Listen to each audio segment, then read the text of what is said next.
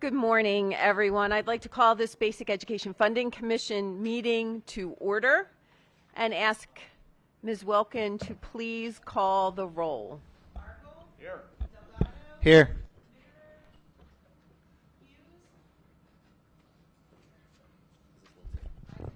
Here.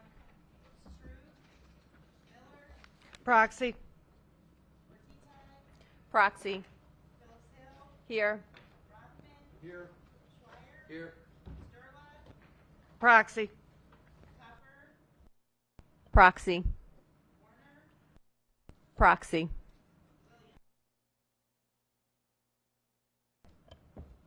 Thank you. Sterling's Vicki. here remotely, but I can't hear Ms. Wilkins. Thank you, Chairman Sterla. We'll work on making sure that you can hear better. Can you hear me?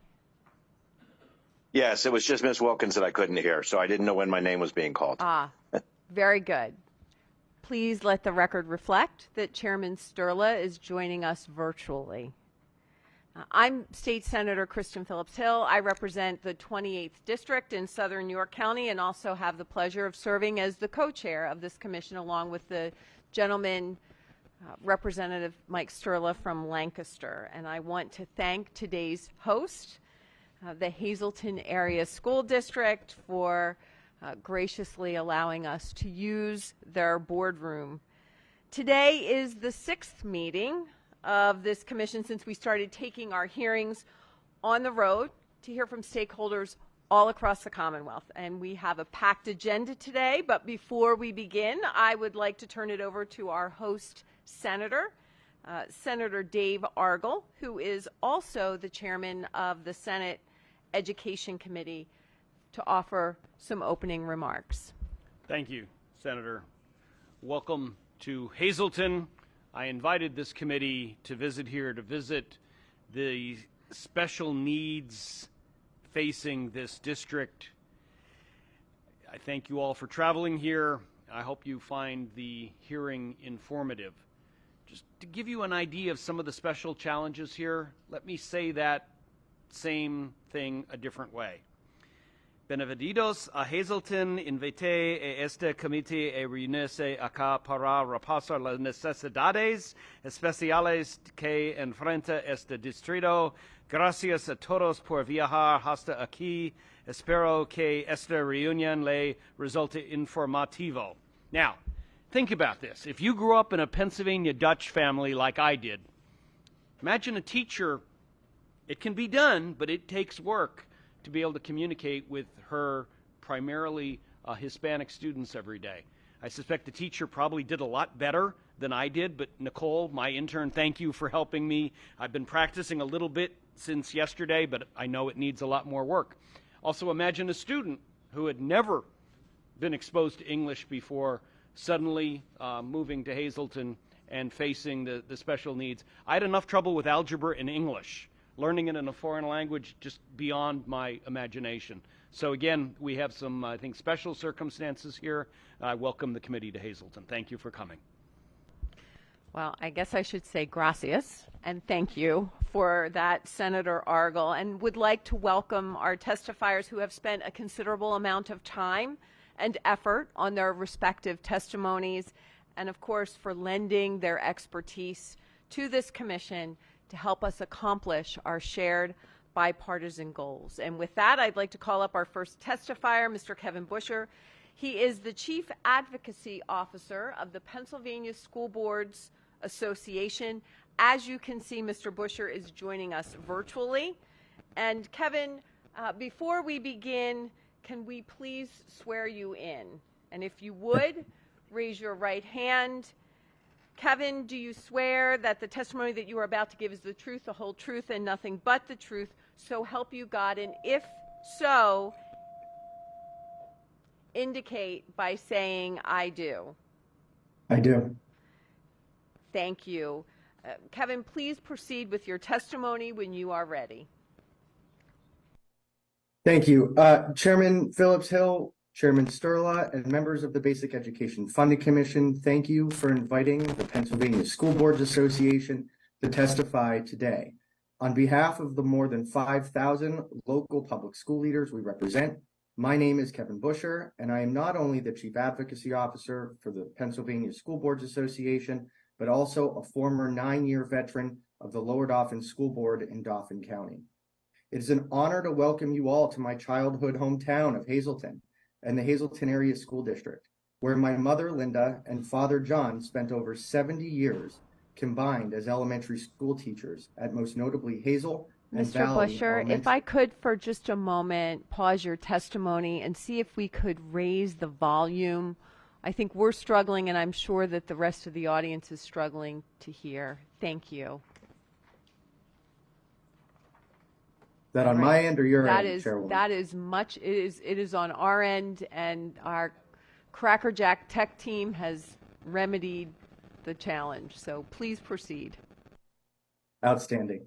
It is an honor to welcome you all to my childhood hometown of Hazleton and the Hazleton Area School District, where my mother, Linda, and father, John, spent over 70 years combined as elementary school teachers at most notably Hazle and Valley Elementaries. I am sorry I could not be there in person. This commission and the education community are in a unique position in Pennsylvania's history concerning public education.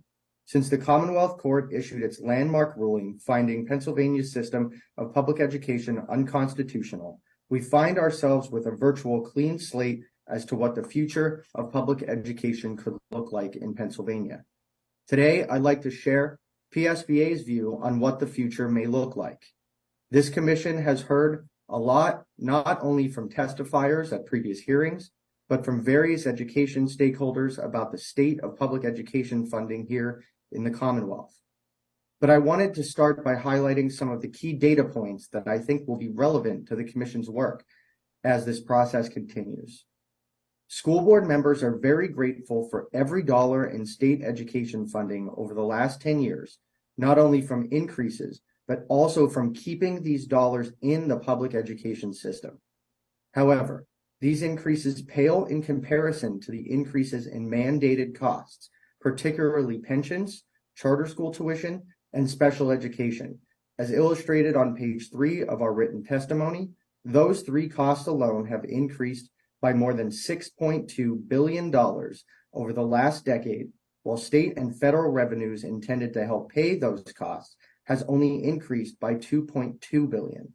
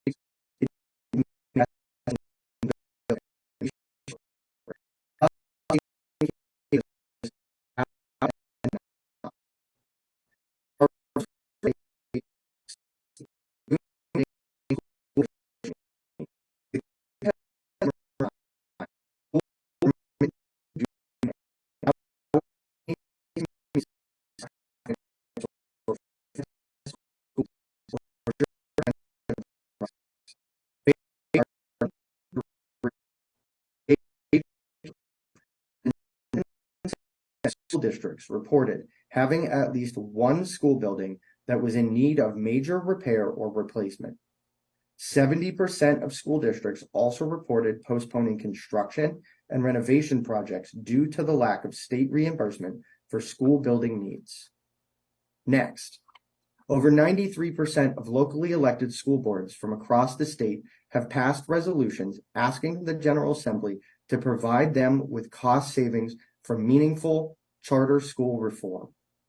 To be clear, not a single one of these resolutions calls for the elimination of charter schools or school choice. But what our members are asking for is a fair funding system and a level playing field. We could spend all day on this topic alone, but we believe that the data clearly shows that school districts are overpaying charter schools when it comes to special education and for cyber charter schools.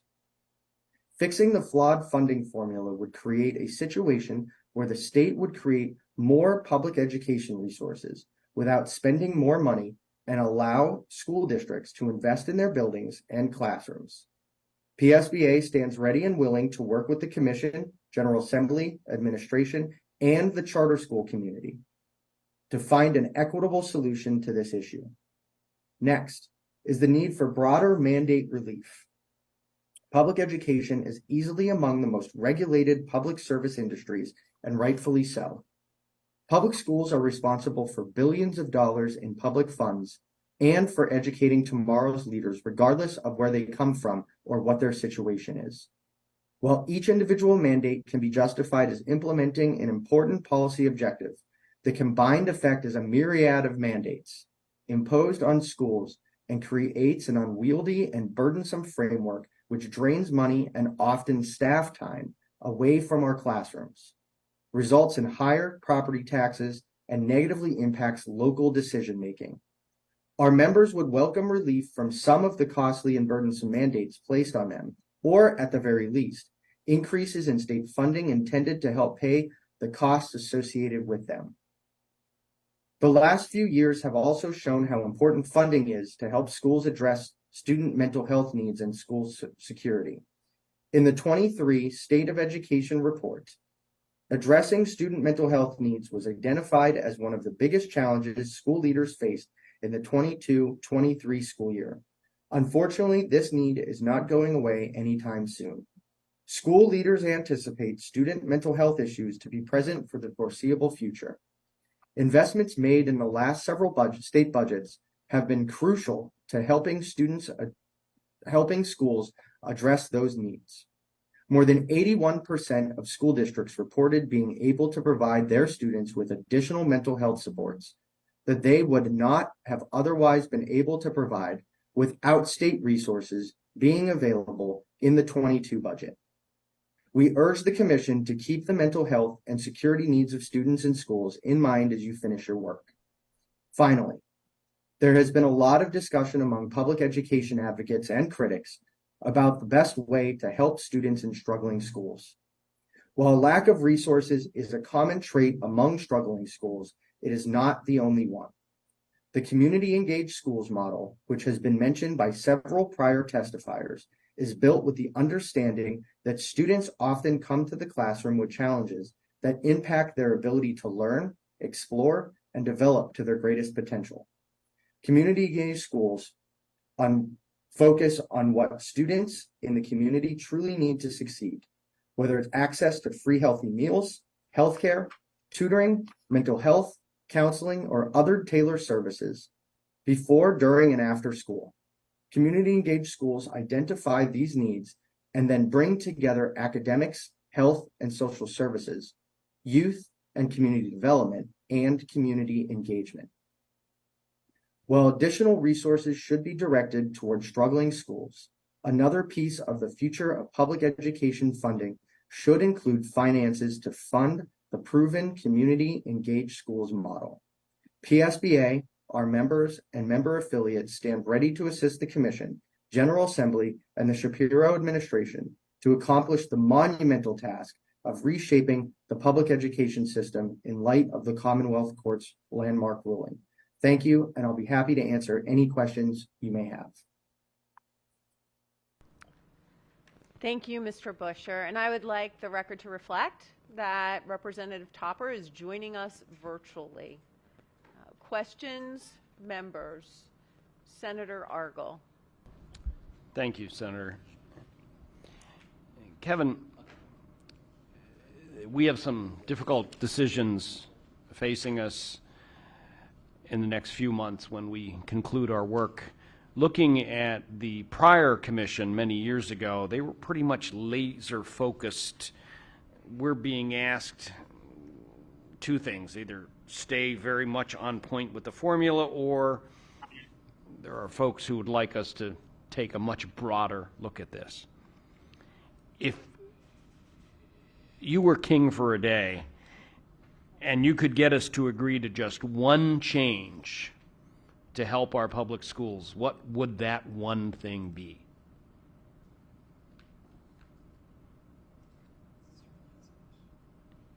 I think mandate relief is one of the things that our members continually ask for. Since May of 2020, we have a special report on the impacts of those mandates. And again, as my testimony pointed towards,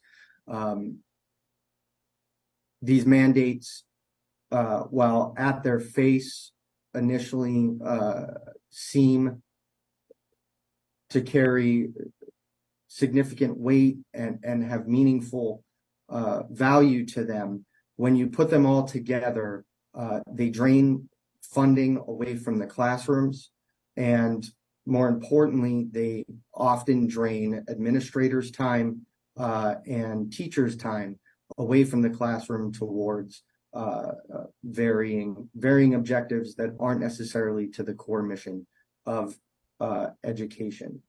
To that end, on the funding end, I would say the charter school issue remains an issue for the last 25 years, Senator, and those sitting around that table are well aware of that issue as we move forward.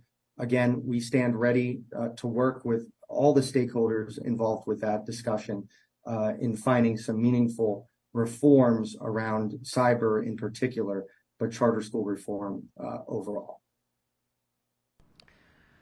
Thank you, Senator Argyle. Representative Schweier. Thank you, Madam Chair. Mr.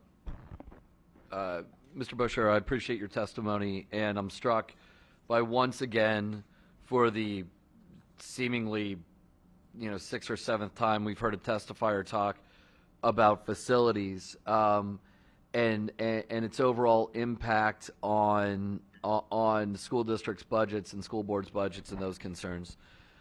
Sir, the one thing I didn't hear you talk about in your testimony, I wondered if you had some specific thoughts on the matter, was in light of the court case, in light of what we've heard regarding the questions of adequacy and equity. I was wondering if you can discuss, sir, your concerns about mandated costs, special education, pensions, and all that, but give us a sense from your membership perspective on how that gets to the unconstitutional manner in which we fund our schools. I'm curious how much of those added resources, that added flexibility that you've talked about, how that would actually impact adequacy and equity, which is the world in which we live in post court case. When we talk, well, to take the cyber charter school in particular, we know that the money is coming away from the public education system, the traditional K through 12s, which often exacerbates the underlying funding issue as well as the mandate problem.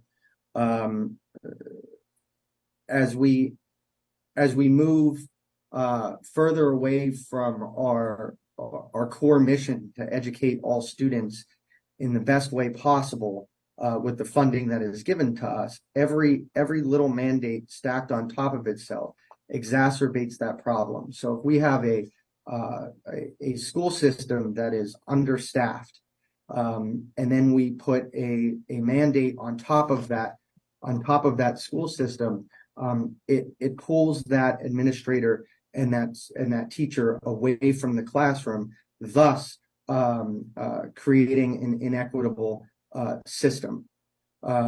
So every time we pass an unfunded mandate, it creates a more inequitable and inadequate system, especially when we're not funding that mandate. That is the overarching concern that we have when it comes to in particular the mandate concern.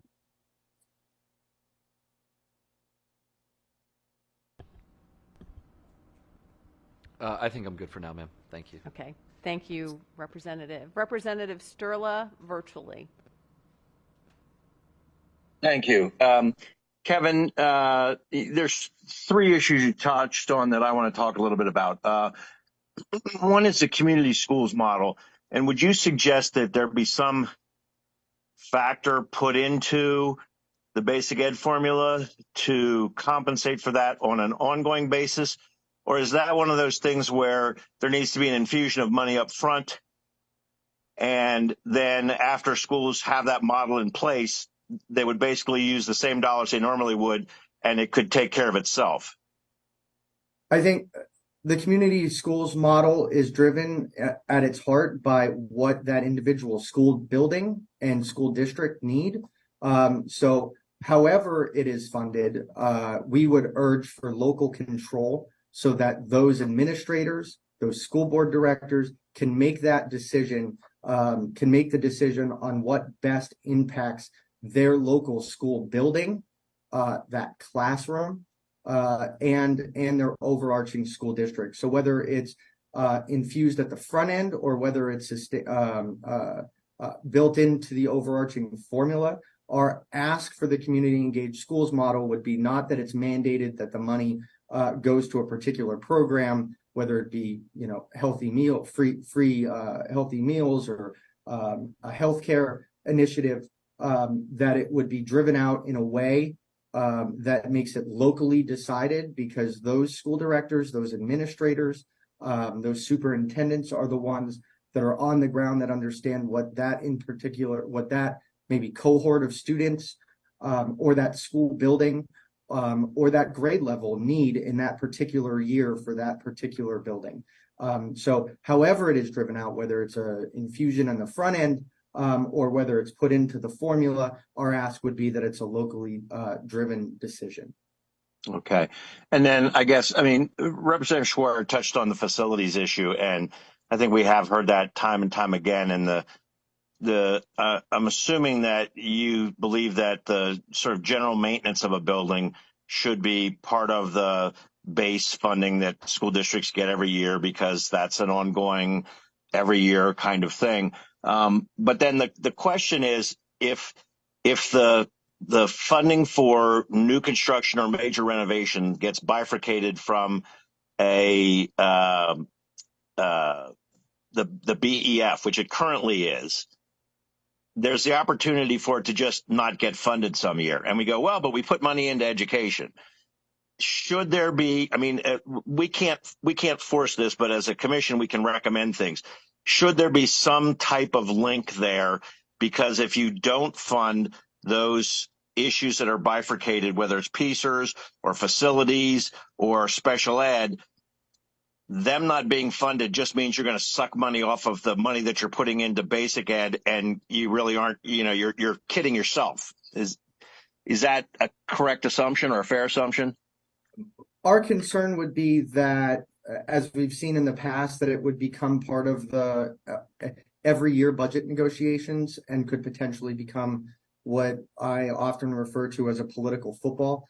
What we need to ensure is that funding is sustainable and predictable, whether that's school construction for new buildings or repair and replacement. Our ask is that it is predictable and sustainable. Okay. And then one final question, if I could. You mentioned the issue of we had one testifier say, hey, just take charters and cyber charters out of the basic ed funding formula and fund it separately.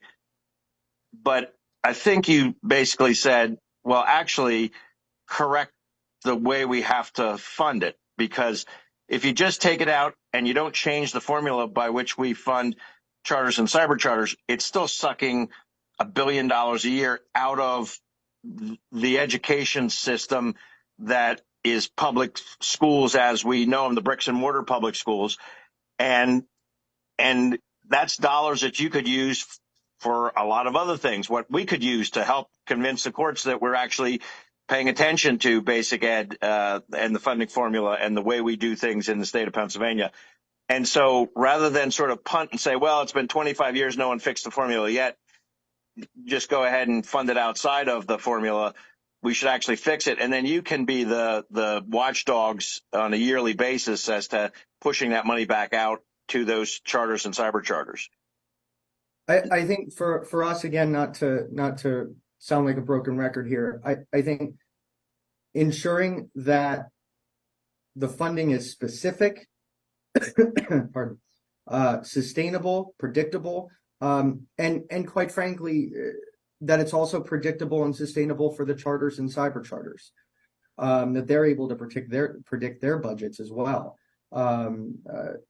What we would like to see is a fix permanently to the charter funding concern and issue. How that is accomplished, I think, is a decision of the commission and the General Assembly and the administration.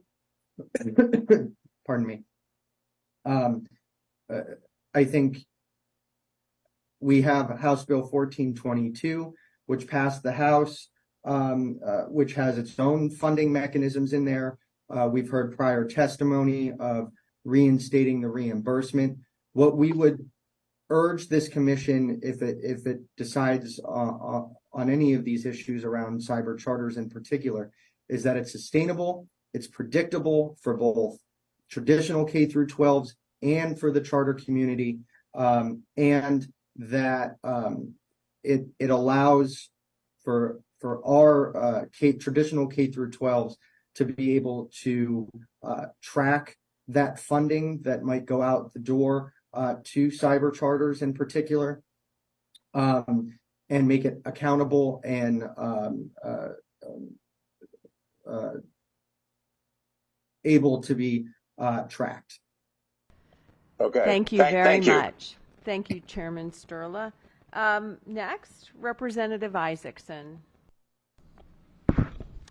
Thank you. And just two quick things. One, because you just brought it up, House Bill 1422, which was the cyber charter reform bill that we passed out of the Education Committee. Thank you for your leadership, Representative Schuttweier. But for those that don't understand what we did there, we set a funding level for the cyber charter schools to be equivalent to what the intermediaries charge school districts for cyber charter that they provide with the public education dollars, rather than the private cyber charter school entity being able to get from the school district the amount of money that it takes for them to educate a child in a brick and mortar school. So it's a good reform that would help, I think, what you're saying, each of the school districts, so that they have more dependable funding stream with regard to the cyber charter schools. So, and am I correct that that's what you were trying to say? I just want to make sure we get that testimony. Yes, ma'am. Thank you. Okay. For those who didn't know what 1422 is. So I just want to touch again on the recommendation with regard to your community engagement schools.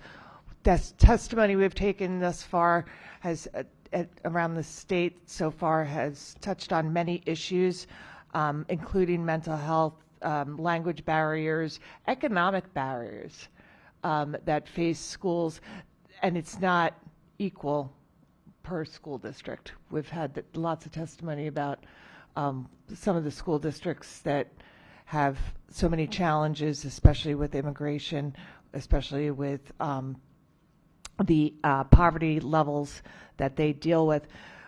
How do we get back to what Chairman Sterler was trying to get to? How do we weight that with regard to this formula and the different needs that are in the different school districts that we could provide for these community schools? Would it be a recommendation from the school districts? And I just trying to get my head around it, because it's a great idea. We need to get to helping get to this adequate and equitable education. And part of that is addressing these ancillary needs beyond just the reading, writing, arithmetic that people think of when they think schools. Schools are now places where we send our children in our community to possibly get things that they are certainly not getting from home, and we as society certainly have been should, and have been told to by the court to get to that point of where we're taking care of the children in our community. So how do we get that? Is it waiting in this formula, or is it separate stream, like a pilot program, you think, for the school districts? If you could just touch on that.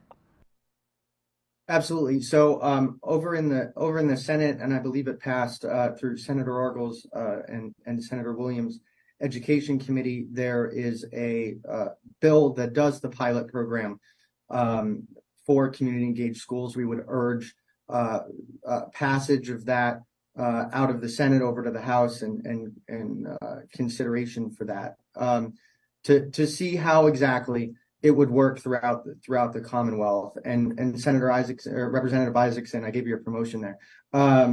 Representative Isaacson, to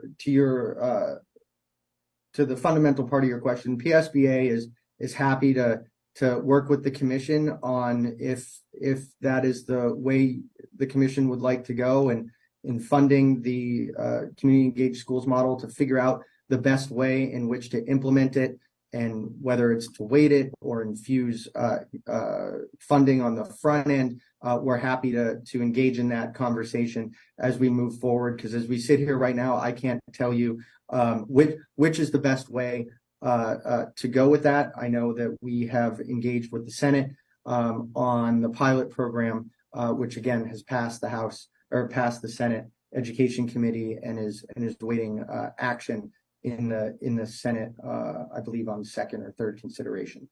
So we're happy to work with the commission if that's the way we would the commission would like to go.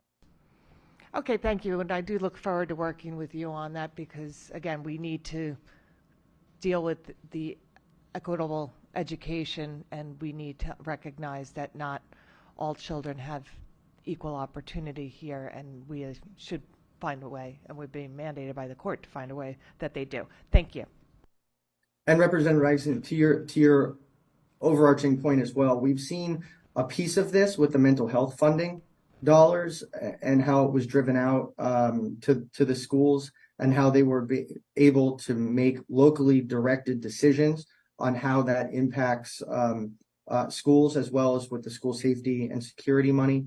So we have a process by which this has been done in the past. I think being able to sort of implement a community engaged school models in the vein of what we have done in the past in regards to mental health funding and making it locally controlled, I think is a path that we can look at as well.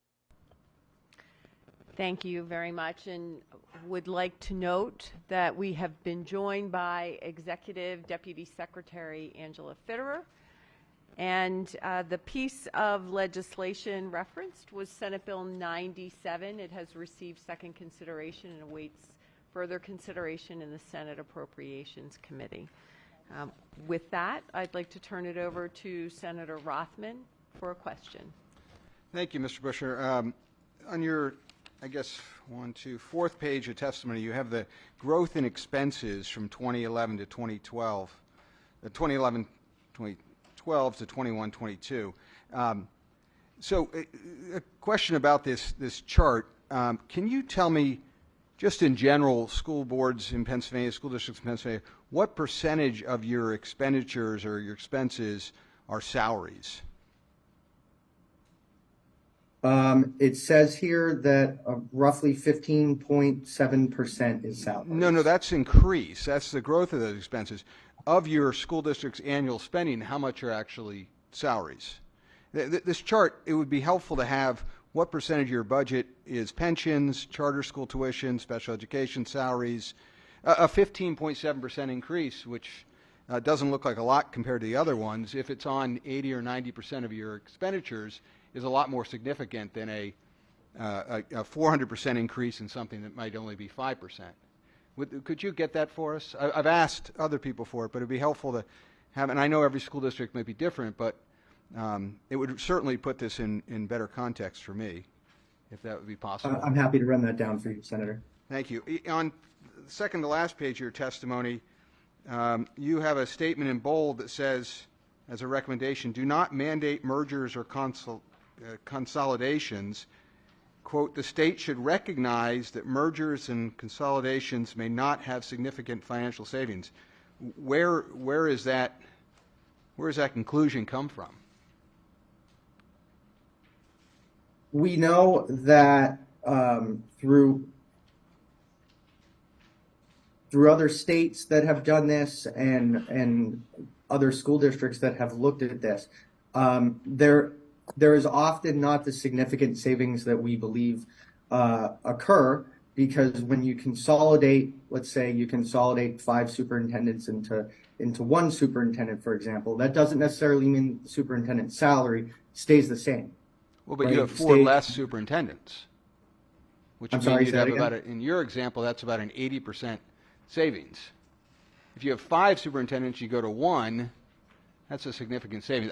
I'm just interested to know if you have actually empirical data or there's other states that have done it. I mean, I certainly know that we're doing it in the higher education right now with our PASHE schools. So I'm just interested in that, your conclusion, where you came up with that. But thank you for your testimony. And the last question, in the court's rulings on the unconstitutionality on the way we fund education, has the School Board Association come up with a response to the idea that wealthier school districts have more taxable abilities, whether it's the real estate or the income tax, that there's an inherent unfairness in that? Has the association come up with a position on eliminating property taxes and replacing that with a tax that may be and a funding source that comes 100% from the Commonwealth and then goes out to the school districts that way? We have not, we do not have a policy objective or initiative surrounding that, Senator. I'm happy to have a broader discussion with you around that. As we continue down this path, I would urge the commission to remember that unless the funding is 100% of every column or bucket, as I've heard other testifiers refer to as, or filing cabinet, as I've heard other other testifiers say, that there has to be some local control over the budgets and the finances of that school district, potentially as a taxing entity, because where the state, and as my testimony says, the federal government in particular, doesn't fund certain things, those school districts have to pick up those pieces, because our charge is to educate all of our students that come to us with the needs that they come to us with. And should a particular piece of this funding not get fully funded, how then would that school district be able to meet the needs of those students moving forward, and their educational needs, I think, is the broader charge that our members feel. Just a follow-up with that. That's all right. Yeah. But you do understand that the more funding you get from the Commonwealth, the less control you're going to have. You're abdicating that control as you depend more upon the state. You do understand that? Correct. Okay. Thank you. Thank you. Thank you, Senator Rothman. So, Mr. Busher, always looking for what the key takeaway is from testimony. And if I hear you correctly, predictability and sustainability in funding and mandate relief are two key takeaways from your testimony today. We have received testimony that has requested that all of the basic education funding runs through the most recent formula. Simple yes or no answer. Does Pennsylvania School Boards Association support running all basic education funding through that formula as it exists today? Are we talking about not the base formula, but the additional formula that was implemented a few years ago? Right, in 2015, correct. We would have significant concerns with that. Okay. We have also received testimony that has indicated that the hold harmless provision that is built into that base formula should be removed. Does PSBA support eliminating the hold harmless provision? We would have significant concerns with removing hold harmless. Okay. You and I both have served on school boards. We know that for a number of years there were provisions in the school code that allowed for school districts to seek waivers from mandates from the Department of Education. Does PSBA believe that the mandate relief provisions should be reinstated? I will have to get back to you on that because I'm not well versed in all that is covered under that provision. Right. I think it probably went away shortly after you were elected to serve in your tenure as a school board director. Would also be interested in knowing if you believe, or your organization believes, that that would, in fact, save your district, every school district across the Commonwealth money. That would be very helpful. Earlier this week, our colleagues in the House of Representatives passed legislation in a tax code bill that provided for business tax cuts and a significant increase in tax credits. We believe, or I believe, that this is going to have a significant impact on state revenues and could potentially spend down our state surplus. Does PSBA have thoughts on the impact of this legislation on basic education funding? Thank you, Senator, for that question. I think as my testimony pointed to, we want to make sure that that funding is adequate and equitable, but that it points to, that it's sustainable and predictable, and that it points to the adequacy and equitability of funding. The proper tax rates of industries that don't fall within education jurisdiction, I believe, are up to the state lawmakers and the governor. But we would also point to, it doesn't necessarily always have to be new money infused into the system, or quite frankly, tax dollars through a new system of taxation. It can also be found through, as I said, mandate relief and charter reform in particular that keeps money in the system.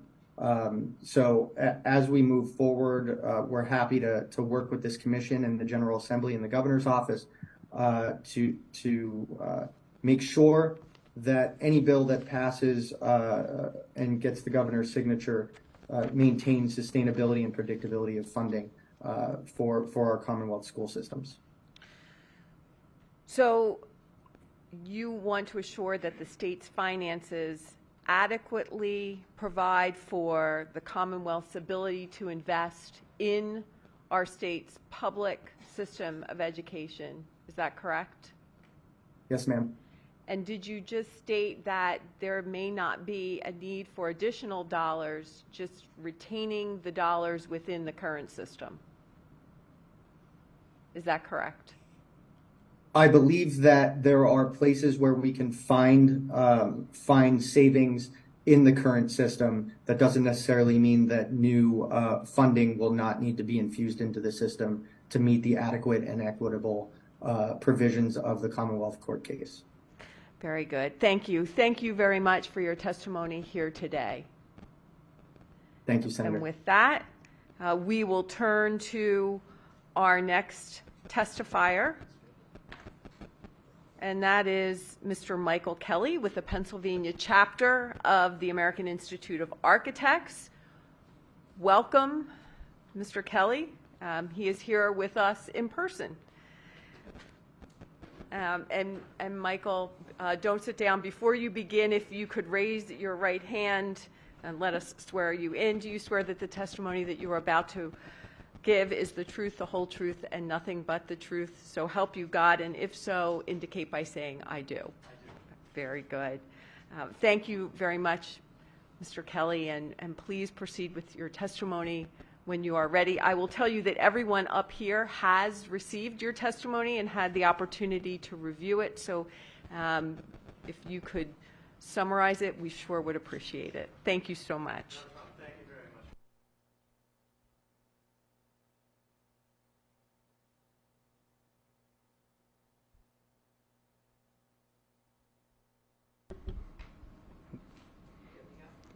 Thank you.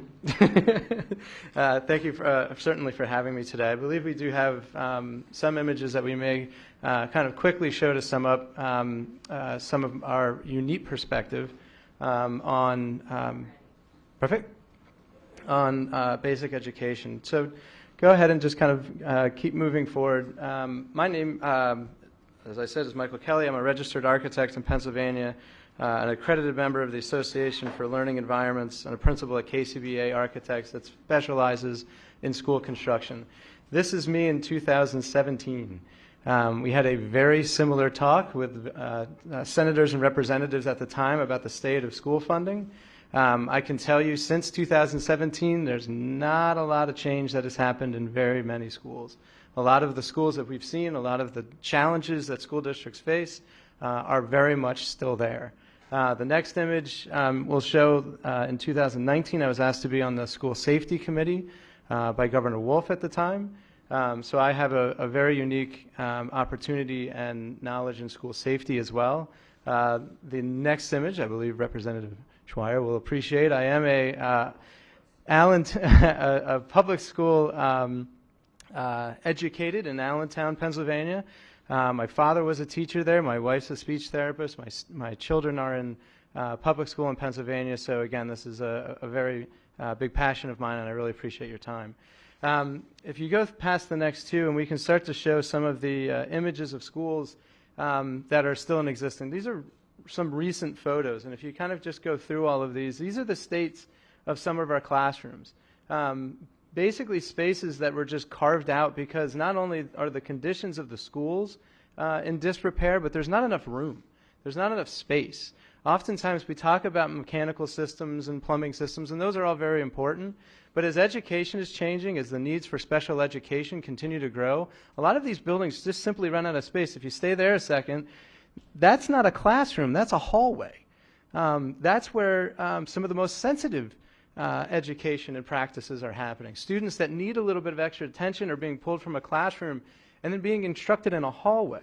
If you keep going a little bit further, you'll see some additional areas where storage is in hallways. These are the old classic open pod schools where there's no walls, there's no doors. That picture was 3 months ago. This is happening in some of our more prominent school districts as well. How do you lock down a space like that? How do we secure a space like that? It's not safe when things are just kind of stacked up everywhere. Things can fall over. The acoustics in those spaces. Anybody that has small children at home, try putting 100 of small children in that space and go, okay, pay attention to me over here. This is where the lesson is. Good luck with that. It's a challenge for our teachers. Our teachers do so much, try so hard, have been educated in some of the best schools. Then they come to spaces and some of those areas are challenges for them. If you keep going a little bit further, again, some more areas where open pods, this building happens to be circular. where there were open pods. They put up some walls using particle board. That's certainly not fire rated or acoustically separated. This is a school district we're working with right now that's desperate to replace this building or at least renovate this building. But the cost of construction is so high, and there is absolutely no state funding anymore since the elimination of PlanCon. So if you keep going through a couple more images quickly there, you can see some of the how they had to retrofit some of those areas. Windowless classrooms were basically what was created from those spaces, so even when they kind of blocked off a few things, it wasn't overly great. Keep going. You can just kind of go through the slides. There's a school working with right now that is heating their building this winter with coal. They are still using coal in their buildings. We are going to hopefully update those, but in the meantime, they're still using fossil fuels and coal in particular. Some of these schools are trying to do nice things with pictures and things. If you go to the next slide, they're on the way to this classroom is where those images were that said, hey, keep a smile on your face and let's all be cheery. It's hard when you're going to those types of spaces in a classroom. If you jump ahead a few more, you'll see the Taj Mahal building there, and we kind of joke a lot about the Taj Mahal Act. None of our schools look like this. None of our schools are made of marble. None of our schools should look like this. Sometimes they just look like the next slide, which is a school we built back in 2018. It's nice. It's new. It has fresh, new air conditioning systems, modern safety, and certainly school safety initiatives. But if you go to the next screen, that's where they came from, a circle school. It was 3 circles. Looked like Mickey Mouse, or somebody called it the Starship Enterprise at one point. A very challenging building. It was open pods at the time. They had water infiltration. They were just not able to make that work. How do you expand that building for the infrastructure of students that were coming along and things like that? So when we look at our schools, it's the systems, but it's also the education that's being performed in them. So probably another 10 or 12 slides till we get to the part about PlanCon. PlanCon was started in the 70s. It was providing partial funding. We always kind of want to make sure that we understand that. It was partial funding. The state of Pennsylvania did not pay for brand new schools, did not pay for everything involved in those things. It was a partial aid, and that's what school districts needed. So there were still economic challenges. They had to make sure that they could afford their debt service when they were going into these types of projects, but at least there was a little bit of help. At least there was 10%, 15, 20% from some of these larger renovations or building projects, maintenance projects, things like that. The system was set up. The good news is, in 2019, the system was revamped. It was, at that point, a 45-year-old system, and it was revamped. The Pennsylvania legislature at the time passed PlanCon 2.0, reduced a lot of the paperwork, made it much more mainstream, understood things. Education has changed. In the 1970s forms, there's no line items for things like libraries or art or music in elementary school classrooms. So building an elementary school these days is very difficult. You actually have to build it bigger than you want it to be sometimes. That's hard for a school district to understand. Well, what do you mean? We only have 600 kids. That's all we need. Well, you have to build it for 900 or we can't get the Act 34 numbers to work because we're still using these 1970s forms that don't understand that music and art and library and STEM are spaces that may be inside an elementary school. And high school systems and formulas as well are certainly dated as well. So the newer system updated that. Again, PlanCon is kind of 2 things. It's the state funding, but it's also how we register and regulate our Act 34 hearing numbers. So it's very, very important that that is accepted and moves forward because that formula is already set up. We don't have to reinvent anything. Another question that we've been asked recently is about studies and statewide studies. How do we know the problem? How do we know how big this problem is? Our answer to that is it's a big problem, and we could take 5 years and study that, and then we'll find out it's a big problem, and school districts still need money. What was great, again with PlanCon, before anything was initiated, every district had to have an independent facility study done within 2 years of that project. The school district was able to hire whoever they were looking to hire, whether that's an engineering firm or an architecture firm. There's a lot of great qualified architects in the state that specialize in education. These buildings are not just buildings. They are schools. Education happens within them. Yes, we don't want the roof to leak, but if that space underneath is too small, or we don't have enough spaces, or we're asking teachers and students to be educated in inadequate spaces, that education is limited and certainly much more of a challenge than what they can have in the past. So for the study portion, I agree. I think that's a great idea to have studies. It's set up already in the PlanCon process. Let school districts hire the groups that they feel are best suited for that. Having one group that runs in and just studies everybody HVAC system does not really cover the full extent of the needs and things that are out there in the district. So that'll be my quick summary for you. I appreciate the opportunity to speak and share some of those images and share my testimony here today. I'm happy to take any questions you have. Thank you so much, Mr. Kelly. Mr. Kelly, if you could, in your written testimony, you discuss both school facilities studies as well as facilities conditions assessments. Can you tell us what the difference is between a school facility study and a facilities condition assessment? And the reason I ask is because I think we have been using those terms interchangeably, and I think before we proceed into any further questions, can you define what each of those is for us? Sure, absolutely, and I agree those terms get thrown around quite a bit. So the facilities conditions assessment is assessing the conditions of a facility. It's the windows, it's the doors, it's the HVAC system, it's the roof. And again, as I mentioned, that's very, very important and a big part of a district-wide study. So it is part of the study. The study includes much broader things, enrollment projections, how many kids are coming, are students leaving the district? What are our educational needs? We'll look at educational specification from the district. Hey, we want to institute STEM technology and STEM curriculum into our buildings, but we don't have any space for it. Or we need more rooms for autistic and emotional support, but we don't have that space. Those are critical parts to that. Great, we fixed the HVAC system and put a new roof on it. We're done. Well, no, I still don't have space for anything. I still have kids in hallways and things like that. So it's very important to understand that the study includes the assessment, but certainly looks much more on educational needs, enrollment projections, and many other factors for the district. Thank you. I think that is really key and very helpful. So with that, I'll turn it over to colleagues for questions. Senator Williams.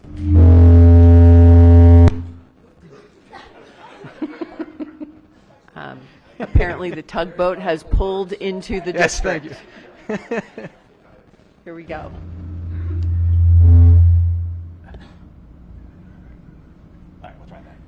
It wasn't that good of a question. So thank you to our chairwoman for asking a question that I was also thinking about. And I know this might be hard for you to answer because our schools are so different. But can you talk a little bit or give me a range of what it costs for a school district to either do the facilities conditions assessment or this district-wide facilities? Like, how much does it take in terms of time and money to complete these assessments? So that, again, I think is a great question and a great reason why school districts should be allowed to kind of look at their professionals independently. A typical study, again, depending on the size, can last 4 months, 6 months.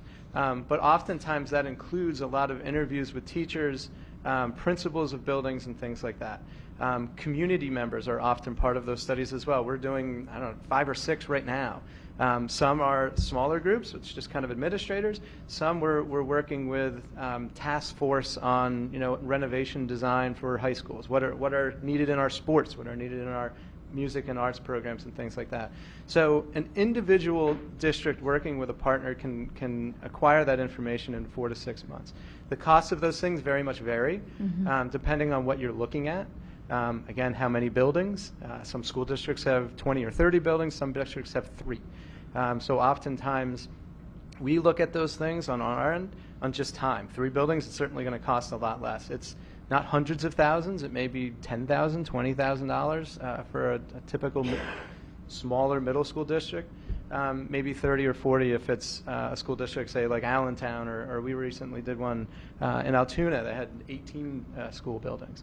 So it really depends on, the cost depends on, again, how much you're looking into, but the time it takes would be significantly less, I feel, than trying to hire one or two groups to go and study 20,000 buildings and look at all that would be there. Okay. And each of these districts are making their own calculations of when to put in that cost to study those, depending on if they have the money to actually Right. put in that facility. Yeah, we talk about it as two things. You talk about the facility study planning of it, and then the financial planning. Oftentimes, here's a whole list of all the things we need to do, and we understand that one project may rise to the top, but it may also be the most expensive. And working with their business managers and bonding companies and people like that, they go, hey, we could do that in 5 years, but we just can't do that now. We're rolling off some other debt. So, okay, let's fix the air conditioning in this small school that really only needs some infrastructure work, and we'll wait a few years. We'll start the permitting process and things like that to move on to something that may be a larger renovation or a new building or an addition or something like that, based on their financial planning and opportunities. So protecting that local control and realizing that if we push state dollars, that there is a process for this to be worked out in a way that can protect taxpayer dollars and get kids what they need. Absolutely. Okay, thank you. Thank you. Thank you, Senator. Chairman Sturla, for a question. Thanks. So one of the things that we've discovered to this point is that as a state, we don't know what the facilities needs are throughout the state. We know that there's 3,922 buildings that are education related, basic education related in the state of Pennsylvania. But we don't know what condition they're in, whether they're adequate in size, whether they're sitting partially vacant. We have no clue. And so it's hard for the legislature. I mean, as a good example, I sort of did a back of the napkin the other day and said, gee, if there's 3,922 buildings and you wanted to replace a building every 100 years on average, knowing that some you're going to keep for 150 years, but others, like the spaceship, you're probably going to get rid of sooner than 100 years from now. And that means you would need to be building 39 new buildings in the state of Pennsylvania a year for the next 100 years. And that's assuming no growth. And if you assume no inflation and all those kind of things, we should still be spending about, $1.5 billion a year just on new buildings. And if you're going to renovate them a major renovation once every 33 years, you're going to do that twice in a 100-year period, because in the final 33rd year, you're going to actually get a new building. You're going to spend another $1 billion a year on that. So there's $2.5 billion, at least on my back of the napkin projection, that we should be somebody, whether it's individual school districts or the state or, some private philanthropist, should be putting that amount of money into the school buildings in the state of Pennsylvania for the next 100 years, each year for the next 100 years. Do you have any ballpark figure as to what our needs actually are? Because and the reason I ask this is because if we say, well, you know what, last year we put $100 million into new buildings, and this year we're going to up it to $200 million. But if the need is $2.5 billion, even though I've done a 100% increase, I'm still losing ground. And so we don't have a grasp on this. And how do we get a grasp on this in a comprehensive way? I understand letting each school district do their own assessments, but if I don't then take that data and funnel it back into one large system that says, as a state, here's what we've got coming at us, or here's what's already out there that we don't know exists. Chairman, thank you very much. We have no way of knowing whether we're beginning to meet adequacy or not. Mr. Kelly, Yeah, if you could answer that and give us that sense of where we need to go with this. Sure, it's hard to put a time clock on a building and say, all right, 100 years, you're done, you're out. And we've renovated buildings that are 100 years old. The Circle building was from the 70s. It was only 50 years old. So Right. really, every time there's an assessment, it's not let's knock them all down and start over. It is how do we save those things. Most projects we work on are renovations. Maybe there's a little addition or something involved. There's a lot of consolidations as well. Here's 2 elementary schools that serve 200 students each. They're both in disrepair. Let's build a new one for 500 students that has all new amenities. Now, instead of wasting, you're probably spending the same amount on a new building that you would to renovate the other 2. So that's what I mean about individual assessments. Back when PlanCon was funded, I know at times there was $300-400 million a year in building projects. I don't know what that would escalate to something like that today. The new PlanCon program allows for the legislator to kind of dial that back a little bit as they may need to. PlanCon essentially spits out a number, and then with this new system, it didn't allow that before, but with the new system, it would allow the state to say, hey, we're a little tight this year. We're going to go at 75% of what that number is, or 50% of that number. And again, it was never fully funding a building project. It was only a percentage of that. So let's say if a new building is $50 million, PlanCon may be providing 10. The school district still had to find ways of tackling, the large majority of any type of building project. All the more reason why it was important for them to be able to judge what was best for their particular situation.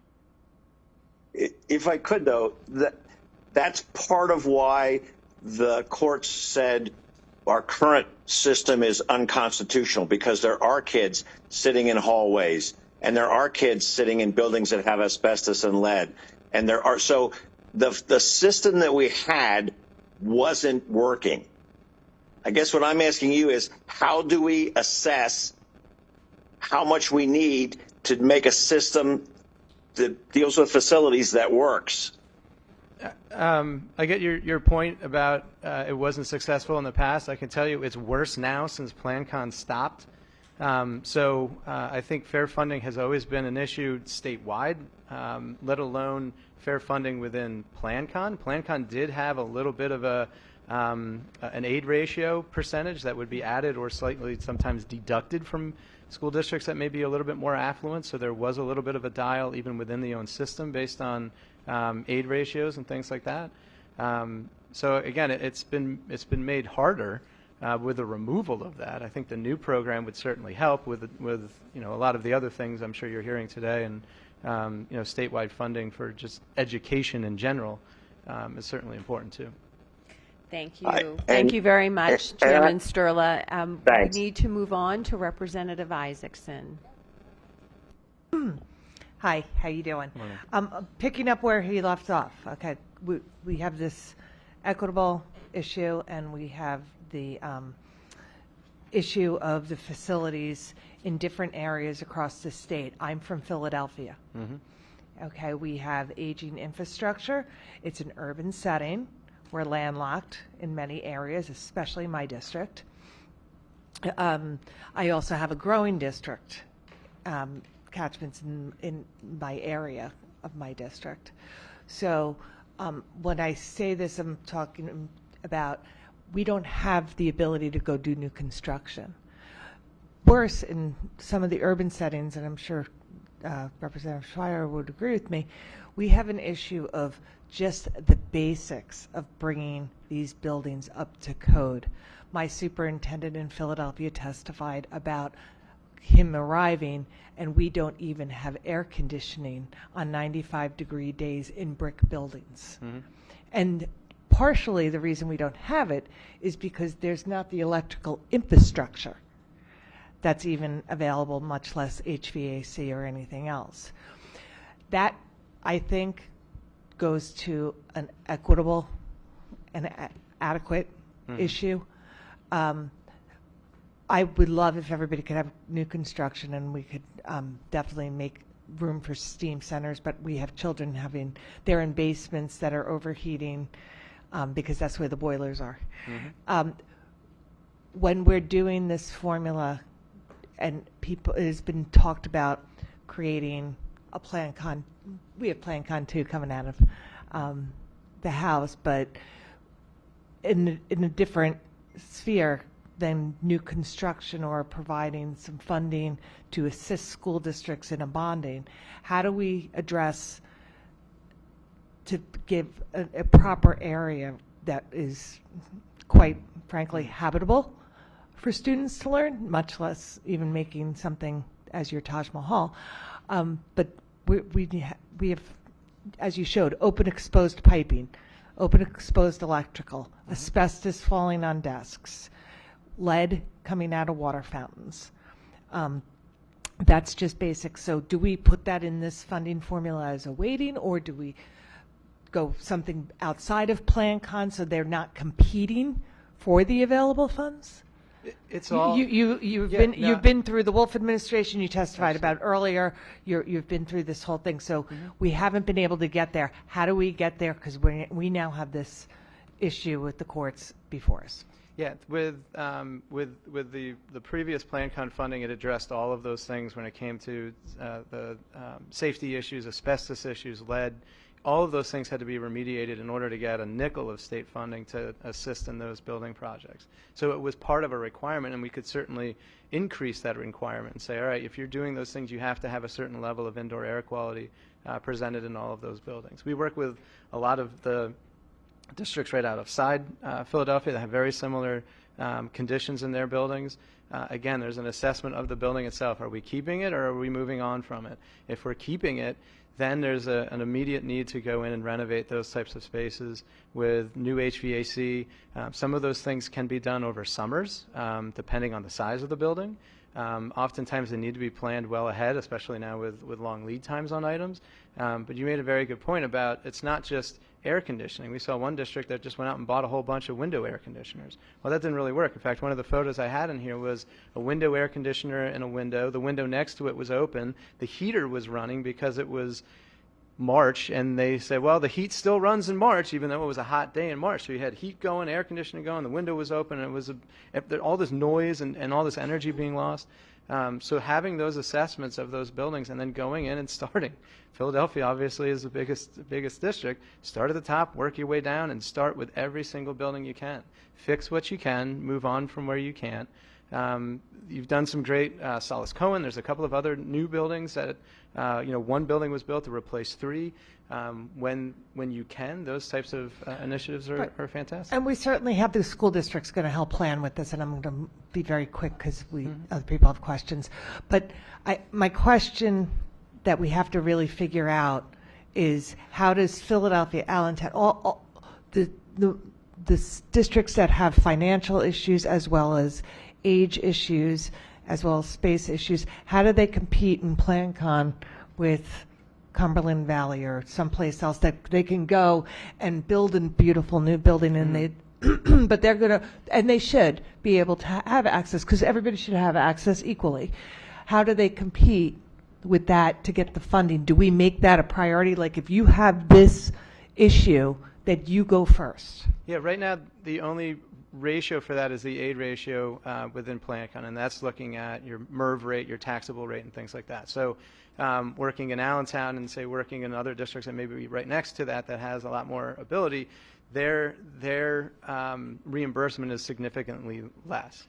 So the amount of reimbursement that Plan Con provides is larger for a district with more needs than it would be for a district with, say, a lower MERV rate or something like that allows a little bit of equity even within that. But again, Plan Con is only a percentage of what that construction cost is. Everybody fills out the same form, so there's equality there in the forms and the process. It's just the number at the end. All right, you're going to get 20 million, you're going to get 20 million, but you're in a district that needs a little bit more, so we're going to keep that 20 million where the other group maybe gets 10. So there is a little bit of aid ratio balancing within that system already. Okay, so the aid ratio balance. Thank you. Great. Thank you, Representative. Senator Rothman for a question. It's, since Cumberland Valley was invoked at my alma mater, in 1976, when I was in elementary school at Sporting Hill, they removed the asbestos. When did we realize as a country that lead-based paint was a poison, a toxin? At the same years? 70s is when a lot of these things were starting to be understood. 70s was asbestos, 90s was this ADA compliance. So a lot of those things have been known for 50, 70 years. So should we require that school districts that receive state funding remediate these environmental issues before they get any more state funding? Yeah, it was part of PlanCon. What is your process? Not PlanCon, just general, I mean, as part of our basic education funding formula? That's a big task. But I mean, if you're thinking about budgets, and you as an architect know this, right? There's a percentage that goes to reserve for replacement, so you don't have to make a one-time expenditure, or maintenance, and I mean that's part of their budgets. Yeah, it's certainly not in every case, but in areas like asbestos or things like that, in most cases that asbestos is concealed someplace. It's not in a place that a child is touching. Or Sure, or I'm thinking more not about everywhere. lead-based paint, because that would mean that if you have chip and paint, which we've heard testimony about, that it hasn't been painted in 50 years, because I don't even think they've made lead-based paint in the last 50, 20, 45 years. But you said, you showed the picture of the coal, I think we are in a coal region, and I represent a coal region as well. You said schools are still using fossil fuels to heat. What else would they be using? Well, Hamster wheels, vegetable oil, like what? No. There's Coal, some that are using. coal amounts to about 12% of our electric generation in Pennsylvania. It would not be considered one of the more fuel efficient. But fossil fuels. Than that. What would they use other than fossil fuels? High efficiency gas. That's a fossil fuel. Right. That's the emissions of that are I would say a little less than coal. But it's still fossil but fuel. that can be. But the fuel that goes into those gas burners is much more regulated than something like coal. The schools that we've worked with that have coal as a heating source, you fire that up and it's just hot. And sometimes they have to dump some of those things out. So there are, not to say we need to get completely away from fossil fuels everywhere, because there's a better way to consume them. And if we use high efficiency means, whether that's geothermal, which is actually all electric system, or high efficiency gas, if that is provided in those wherever that building may be, finding a way to make sure that we're doing the best not only for the building, for your utility bills, but for the environment as well. Thank you. Thanks for your testimony. Sure, thank you. Thank you, Senator Rothman. Would like the record to reflect that earlier we have been joined by Senator Hughes. With that, turn to Representative Schweier. Thank you, ma'am. I'll resist the natural urge to nerd out about you being an Allentown kid, but just know that the urge is there. But I will ask you, when you graduated from William Allen, was it an old building then? Oh yeah, because it was built in 1916, mm-hmm. and you graduated in 1993. Now, if you were hypothetically a parent that had a child that was going to be graduating there in 2025 with no significant upgrades, would that building be super old at that point in time? Yes. Cool. So what do I tell my daughter? Never mind. That was rhetorical. I want to start with a very sincere thank you, because Mr. Kelly, you and the association did a yeoman's amount of work helping us craft our school facilities plan that was passed in a bipartisan way out of the House with, if I recall correctly, about 40% of all Republicans voted for our school construction plan, which ended PlanCon 1.0. It created PlanCon 2.0, added a different way of distributing some of the funds that our legislative leaders would have liked quite a bit, and included a carve-out for CTCs. When we talked about the bill, which again you were instrumental in crafting, that again got overwhelmingly bipartisan support, I'm going to mention that often. If we would have started funding that, we would be moving towards fixing many of these problems that you're talking about. And so every year that we wait in doing this, what does that do to the overall costs to our school districts and ostensibly the Commonwealth? Construction costs are always going up. Over the last 3 years, they've skyrocketed, but they're always getting worse. The conditions, things like water infiltration, always gets worse. Again, the indoor air quality of spaces. We just went through COVID. We kind of learned a pretty valuable lesson there. but most of those buildings are still operating the same way that they had before. They're not getting the air exchanges in those spaces that they had before. You mentioned Allen, the original building and a bunch of additions over time. I remember there was one wing that was air conditioned, and you'd walk from one space that was 100 degrees, and then you'd walk into the 70-degree space as you went to your next class that was back in a 90-degree space. So being able to unify those types of buildings and go in and do comprehensive improvements is important. I want to touch on kind of one last point about 1408. All the conversations that we've had about needing a comprehensive review of all facilities in all districts. That was actually a Republican amendment that was put in there that was agreed upon, which I think would be helpful. But anyway, putting that aside, when a school district, there's been a lot of talk about the basic education formula. Should we or should we not include some kind of factor in there about age of buildings? And I'm continuing to be an advocate of it. I have a feeling I'm going to lose this fight, but I'm going to continue to be an advocate for it because there are added costs to schools when they have old buildings. Mm-hmm. Can you, as an architect, tell us a little bit about where those funds that have to come out of a school district's budget go for maintenance of older buildings versus new ones? What's the efficiency of that? Well, certainly, as Senator Rothman had touched on, the utility costs of an older building is way higher. There's no insulation in the outside of the building. That's very difficult to increase or do better. We can put better windows in a building, but it's still a very old building. So the heating and cooling, even if you put in an efficient system, you're wearing a spring jacket in a winter day. So it's much harder to heat and cool those spaces in older buildings.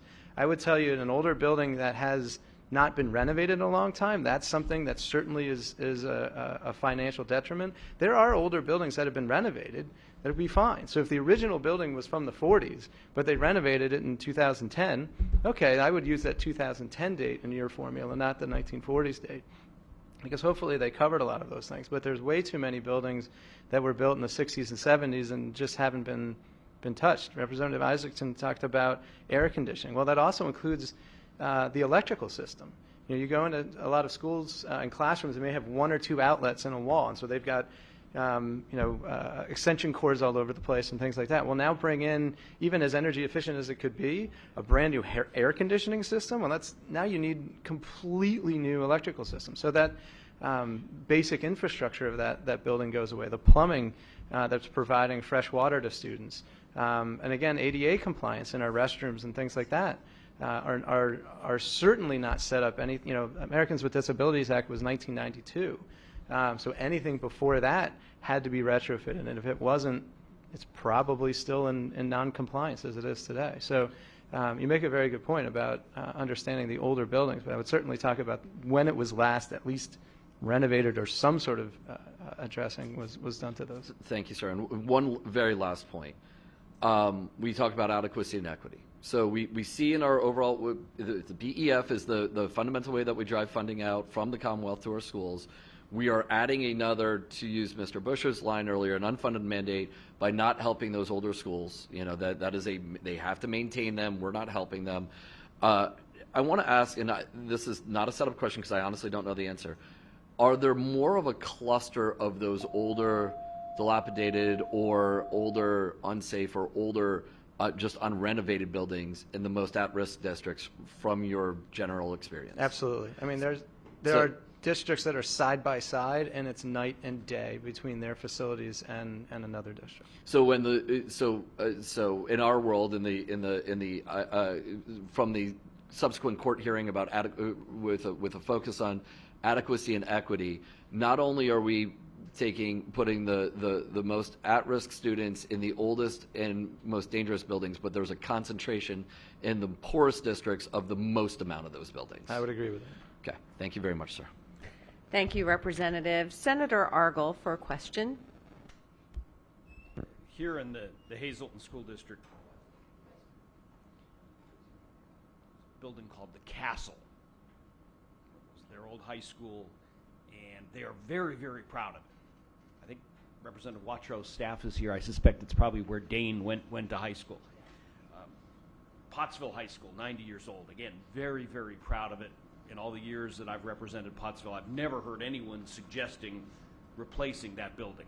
In Weatherly, right next door here, they no longer use the old high school. We're trying to work with them to use it for senior housing because it's the pride of the community. When I was touring college campuses a few years ago with my kids, and I saw buildings that predated the revolution, and they were still well-maintained, beautiful, couldn't imagine replacing them. And to follow up on Representative Schweier's question, that the worst of the worst schools, the ones that everyone agrees that these have to go. Rural districts, urban districts, suburban districts, are we likely to find them geographically dispersed, or are they, as Representative Schweier had indicated, that the school districts that are really up against it, that are the most limited in resources? Where will we find these schools? Will we find them everywhere? You will find them everywhere, from one side of the state to the other. As I mentioned, there's going to be some school districts that may be right across a road from another one, and it's night and day between the facilities that they're in. There are some beautiful renovated schools, new schools, and things in rural communities. And then there's buildings that are over 100 years old and haven't been touched in forever in our urban areas. So when any type of school funding is lessened, the money's going more often towards teachers, as it should be, and other, crayons and writing tools and things like that, or computers nowadays. The things that get clipped are building maintenance. Well, we have to pay our teachers, but we can't afford the roof this year. Or, we're going to cut our janitorial staff in half. So the maintenance of those buildings suffers because it just falls lower on a priority scale when you have limited budgets. Yeah, in my work against blight, I found out that one winter with a leaky roof can cause a whole lot of damage to the building. Okay, thank you. Thank you very much. Thank you. You have provided a lot of interesting testimony and made me look up how old the oldest building was that I walked into as a college student. It was built in 1809, so I'm so sorry. Before I begin to close this up, Senator Hughes, on a question, sir, you are most welcome.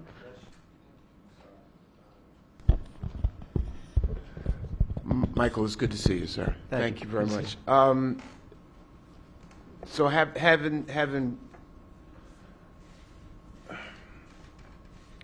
when the PlanCon Commission was meeting, we toured the whole state, and then we got to the southeast, and the morning started off with a tour of the Upper Dublin School District, which I used to represent. Beautiful, brand new high school complex, about $160 million. All right, that's just a complex, just beautiful. Theater spaces, a black box theater, a TV station, record top of the line science complex, and it was wonderful. It's just incredible. It's exactly what any parent would want for their child, for their student. We then left there, and in the afternoon we had our session at Overbrook High School in Philadelphia. You may be familiar with it. Historically, one of the fabled high schools in the country, not only because of the athletes that it produced, Will Chamberlain, individuals like that. The first African-American astronaut to ever go into space, Guy Bluford, graduated out of Overbrook High School, somehow found his way to Penn State University. For all my Penn State friends, y'all are all over the place, okay?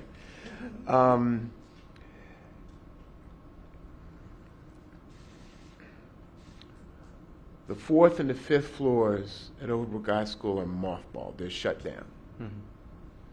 All right? We walked into the science room in Overbrook, and there's no running water, no equipment, and this was, I think, 2016, 2017. The textbook on the desk was published in 1998. It's 2016. Yeah. Okay, I don't know how many iterations of this occurred. This is the science room, okay, between 1998 and 2016, but I'm not sure how you make a 21st century investment in a child's education in a science room with these things are the driving force, but there's no equipment to accommodate. And so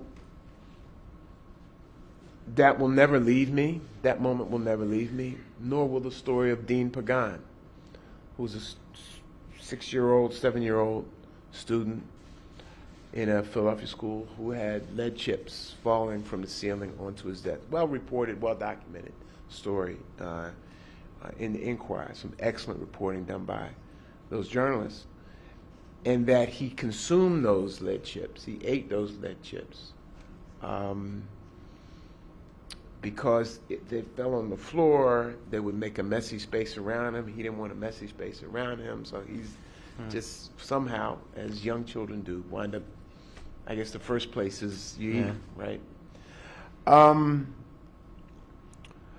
But what we have to stress is sometimes we look at school infrastructure, school buildings as just buildings.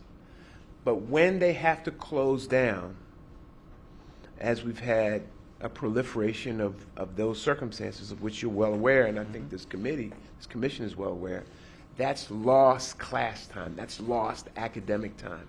That students have to figure out how to get caught up on instruction in school buildings and school environments that are unconstitutional, okay, and inadequately funded, and so consequently, as a result of generations of that activity, all right, they can't get what it is that they deserve and what we are mandated to fix.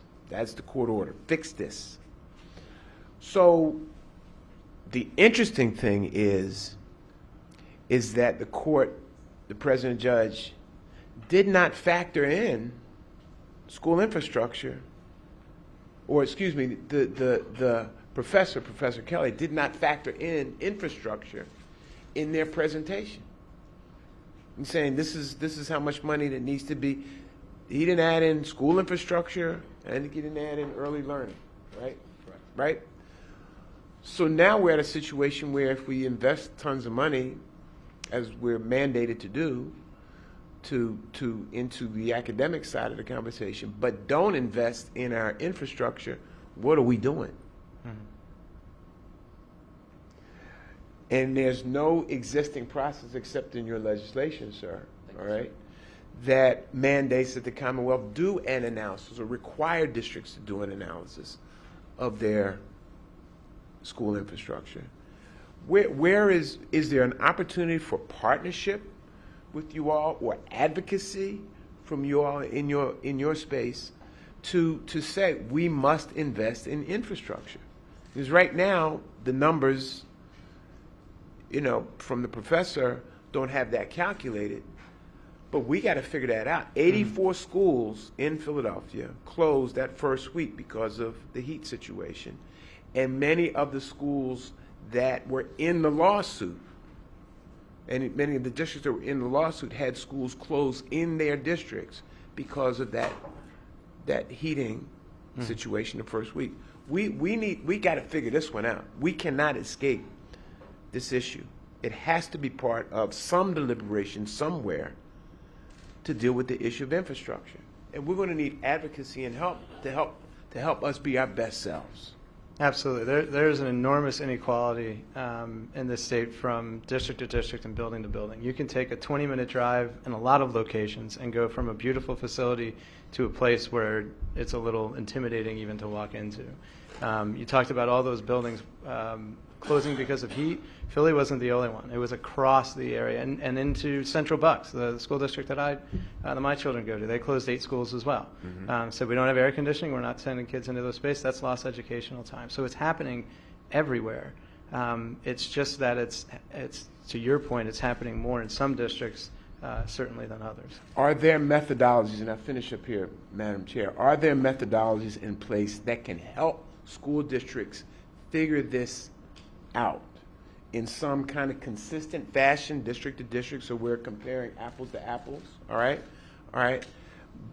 Are there processes, methodologies, metrics, something that can help districts and this Commonwealth figure this issue, this infrastructure issue out? Because some districts do an analysis, some do just like a little bit of analysis, some do comprehensive. In Philadelphia, we did a comprehensive analysis, I think in 2017, and the number was like $7 billion, okay? So now that's 6 years ago, you know, it's got to be redone. Yeah, there are certainly mechanisms to do that. A lot of school districts have. The bottom line just comes down to funding. They know what the problems are. They know where everything is. You talk to the facilities director in a school district or a janitor of any building. They know what needs to be fixed. They just don't have the funding for it. So we sit in a lot of meetings and try to start with the worst. It's a terrible place to kind of start in that sense, but it's balanced with their financial restrictions. We're going to start here because this is really bad, but there's all these other things. We'll get to your building in year 10 maybe, but that's 10 years that's going to sit there. And the reason it's in year 10 is because they just can't afford to get there fast enough. So they know, most school districts know the problems. There are absolutely mechanisms to study those if they don't, working with architects and throughout the state. There's a lot of great companies that do that, not just ours. But it's funding. They 4 meetings this week with school districts. Here's our list. I don't know how we're going to do it. Well, let's do a little bit of this and hope that the boiler over here just holds on for another year. That's not the greatest planning. It comes back to funding constantly when it comes to those types of infrastructure improvements. Thank you, Mr. Kelly. Thank you, Madam Chair. Thank you, Senator. Okay, so let's get down to some nitty-gritty here. In the absence of Plan Con, in your experience, right, there's this moratorium. Are school districts conducting those facility condition assessments and those school facility studies, or perhaps both, on a regular basis? There are many that are. Even in the last 10 years, there are a lot of school districts that are doing the studies. The study identifies the problem, and then how do you pay for those? That's the So question. if I were to understand your earlier testimony today, you indicated that it would be better for school districts themselves to conduct those assessments and studies rather than the state. Is that correct? I believe so. I think that's more efficient. I think it also provides them the ability to focus on what they feel is most important. So if the Commonwealth were to require districts to do these school facility studies and these facility condition assessments on a regular basis, at what interval would you recommend they be conducted? Typically it's 5 years, but even 5 to 10 would still be important. A 10-year facilities plan is what we typically present back to a school, because really after 10 years you're just kind of guessing. Okay. But that would be 5 years, 5 to 10 at a maximum. And I know Senator Williams asked you to get into the cost, and you kind of hedged, but can you give us some sort of an estimate of what it would cost on a per building basis to conduct a school facilities assessment? It very much varies, and I'm really not trying to dodge the question, Okay. but it depends on the size, it depends on the year it was built. Again, how many buildings that are there? There's an economy of scale to those things. If somebody's charging $10,000 a building, but you have 20, well, maybe there's a little less because that's a lot of buildings. You're gonna get a versus bulk something else. discount. Right, exactly. So it is not millions and millions of dollars, certainly to a school district. Now, Philadelphia is kind of big, Right. so that may cost a few dollars more. So, But we could expect that if districts could work collaboratively with other districts and get a group discount, that, Well, I think that the- would help reduce the cost of doing the facilities assessments and the studies. I think the group discount comes by, every school district certainly has more than one building. you're getting 3 buildings, 5 buildings. If you have 20, then that maybe if you're calculating, let's say $10,000 a building, and maybe a little bit less. Districts merging together to do a study would be fine, but in a lot of cases, in my experience, there are districts that are focused a little bit more on one attribute of education, or we're really concerned about our athletic facilities, or we're really concerned about STEM. So everybody's individual focus and educational priorities, let's say, are good in the sense that. Is there that any place each that group you can can do point to that can help us quantify what the cost is going to be per facility, per district, to give us a sense of where we're potentially going with this? There's no, I don't know that there's data that would say, again, I know I'm just throwing out a number of $10,000 a building. If it was a much smaller building, that's probably too much. If it's a much bigger building, it may not be. Okay. We've done district studies for $10,000 where you're, the study, there was already a study 5 years ago, so you're kind of piggybacking onto something else. Or a district that has never looked at anything ever, and now you're going in to do the first study ever. Well, that's going to take a little bit more time. And I'm not trying to nitpick. We heard from PSBA earlier today who were saying that they have there are 2 key takeaways where they needed sustainable and predictable funding, and they needed to get mandates off their back to save taxpayer dollars and free up dollars to do what they need to educate students. So I'm as we talk about this, we have had these conversations that, are we going to require districts to do this? If we require a district to do this, what is it going to cost and what is it going to mean to them? And that's really what I'm trying to drive at. One last question. Last week, this commission sat in a boardroom that was adequate, but very, very basic, very minimal, but very functional, and in a district that was financially sound. A couple weeks ago, we were in a district that had great financial concerns about their funding, but we sat in an extremely lovely facility, which begged this question about, do there need to be uniform construction protocols in order to establish a base? Because we continue to talk about what's adequate and what's equitable. There are building codes. National building codes and things like that that Pennsylvania has established. So when you're putting in air conditioning, we know that that needs to have a certain criteria to be safe and considered in an educational building. Again, educational building codes are different than a residential building code. So there are standards with that. Sitting on the school safety committee, there are standards for school safety as well, certain things that are recommended in different tiers of where all those things are as well. So there are certainly standards. I would tell you there shouldn't be a cookie cutter of every building should look like this or everything should be like that. Again, I think it's refreshing in a way that school districts, again, can focus on different areas or be that group that's much more focused on one thing or another. And I agree with that and can bring some of that local character and charm. I just toured a new renovation of a school district, and the railroad was a significant part of that community, and it's reflected in the way that building was constructed. You felt like you were in the station. But I certainly think if we're going to tie funding to this, that we may say this is the basic. This is where we should be, and if we're going to fund, this is what level we look to fund. Not all the way up here, but here. Hey, so, I would tell you to look at the Pennsylvania building codes.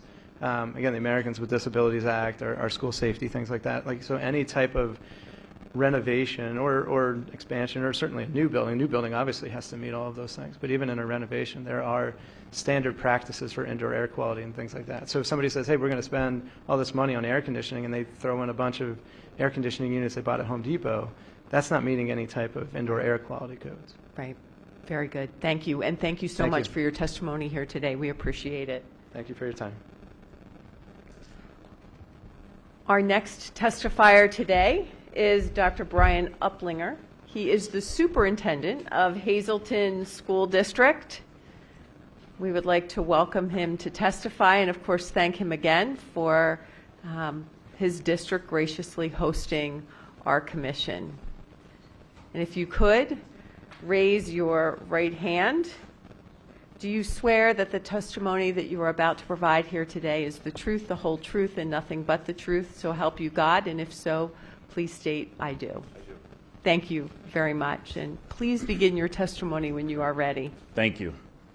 There are so many different rabbit holes they could go down throughout this, the two testimonies we've heard already today. We empathize and understand. Try not to. I'll try to stick to the script. But thank you all for being here with us today. I appreciate your time and certainly the opportunity to speak to you about what is very passionate to me, education in general, but number two, Hazleton area. The Hazleton area, just to give you a little bit of background what the Hazleton area school district is comprised of. We have 256 square miles. We're very large. We serve students in a variety of areas, urban, suburban, and rural. The district encompasses 16 municipalities. Most of the district is located in Luzerne County. However, we do span across parts of Carbon and Schuylkill.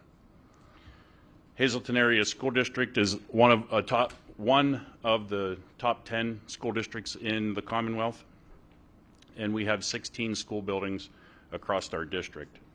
We have 6 K-8, which you may not be familiar with, is a very unique structure across different districts. There aren't very many that have that structure.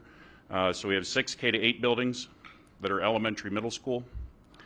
We have 2 3-8 elementary middle schools. We have 2 K-2 elementary middle schools. And we have grades 9 through 12 that are situated in 4 high schools across the district. Those are the Academy of Sciences, the high school, the newly renovated Arts and Humanities Academy, and our Career Center, which we own. We don't share it with any other district, which again is quite unique to career centers. We also operate our own Cyber Academy, K-12, but it's, again, uniquely, I'll probably use that a lot today, uniquely situated in our mall. We were able to renovate two storefronts in our mall to have or give those teachers that are teaching in our Cyber Academy a home, and not necessarily across the district. They're centrally located. Students can go to them, sit with them if they need to. Any tutoring, if they need their computer fixed or anything like that, we have a place for them to go. It's also very accessible to our families that don't have transportation. The city bus runs to the mall hourly, so they have that availability as well to get there. We also operate the Luzerne and Wyoming County's Early Intervention Program, and we also educate students in pre-K. We renovated the academy, and there's a reason why I'm telling you all these different renovations as well, because I'll get to the space issue that we're currently facing, and have been for many years. The academy does house our early intervention students and our pre-K students. We also created a newcomer center in one of our buildings that is actually located across the street from this office.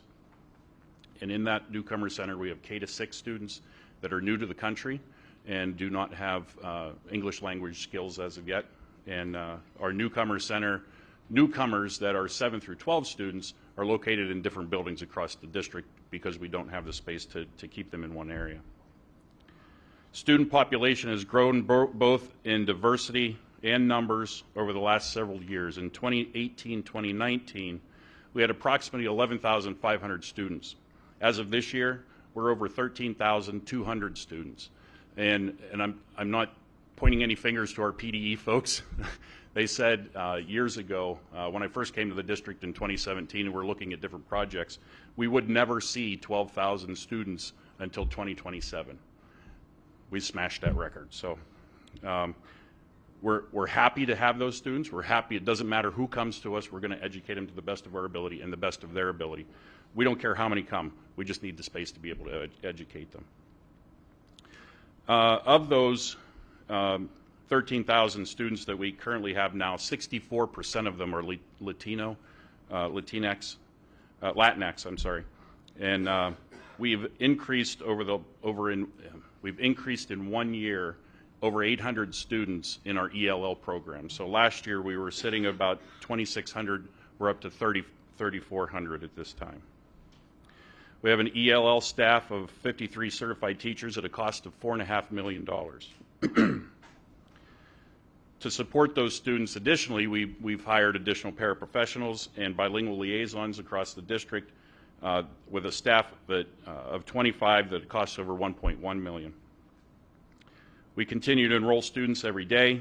New enrollments continue throughout the school year, so we may have someone that comes to us in May, June, right at the end of the school year, they're still enrolling, and that, again, that's okay. We have approximately 1,600 students, which makes us one of the largest employers in the area. Although Spanish accounts for the largest percentage of the languages spoken across the district, we have 22 other languages that are prevalent in our schools as well. Special education is approximately 12.8% in 2018-19, but as of this year, 23-24, we're at about 15% special education. Due to the community eligibility provision, or CEP percentage, all of our students receive free breakfast and lunches. We've addressed the increasing population through creatively renovating spaces within our existing schools. And for example, we closed 4 pools. In those elementary middle schools, we had 4 pools that were situated across the district.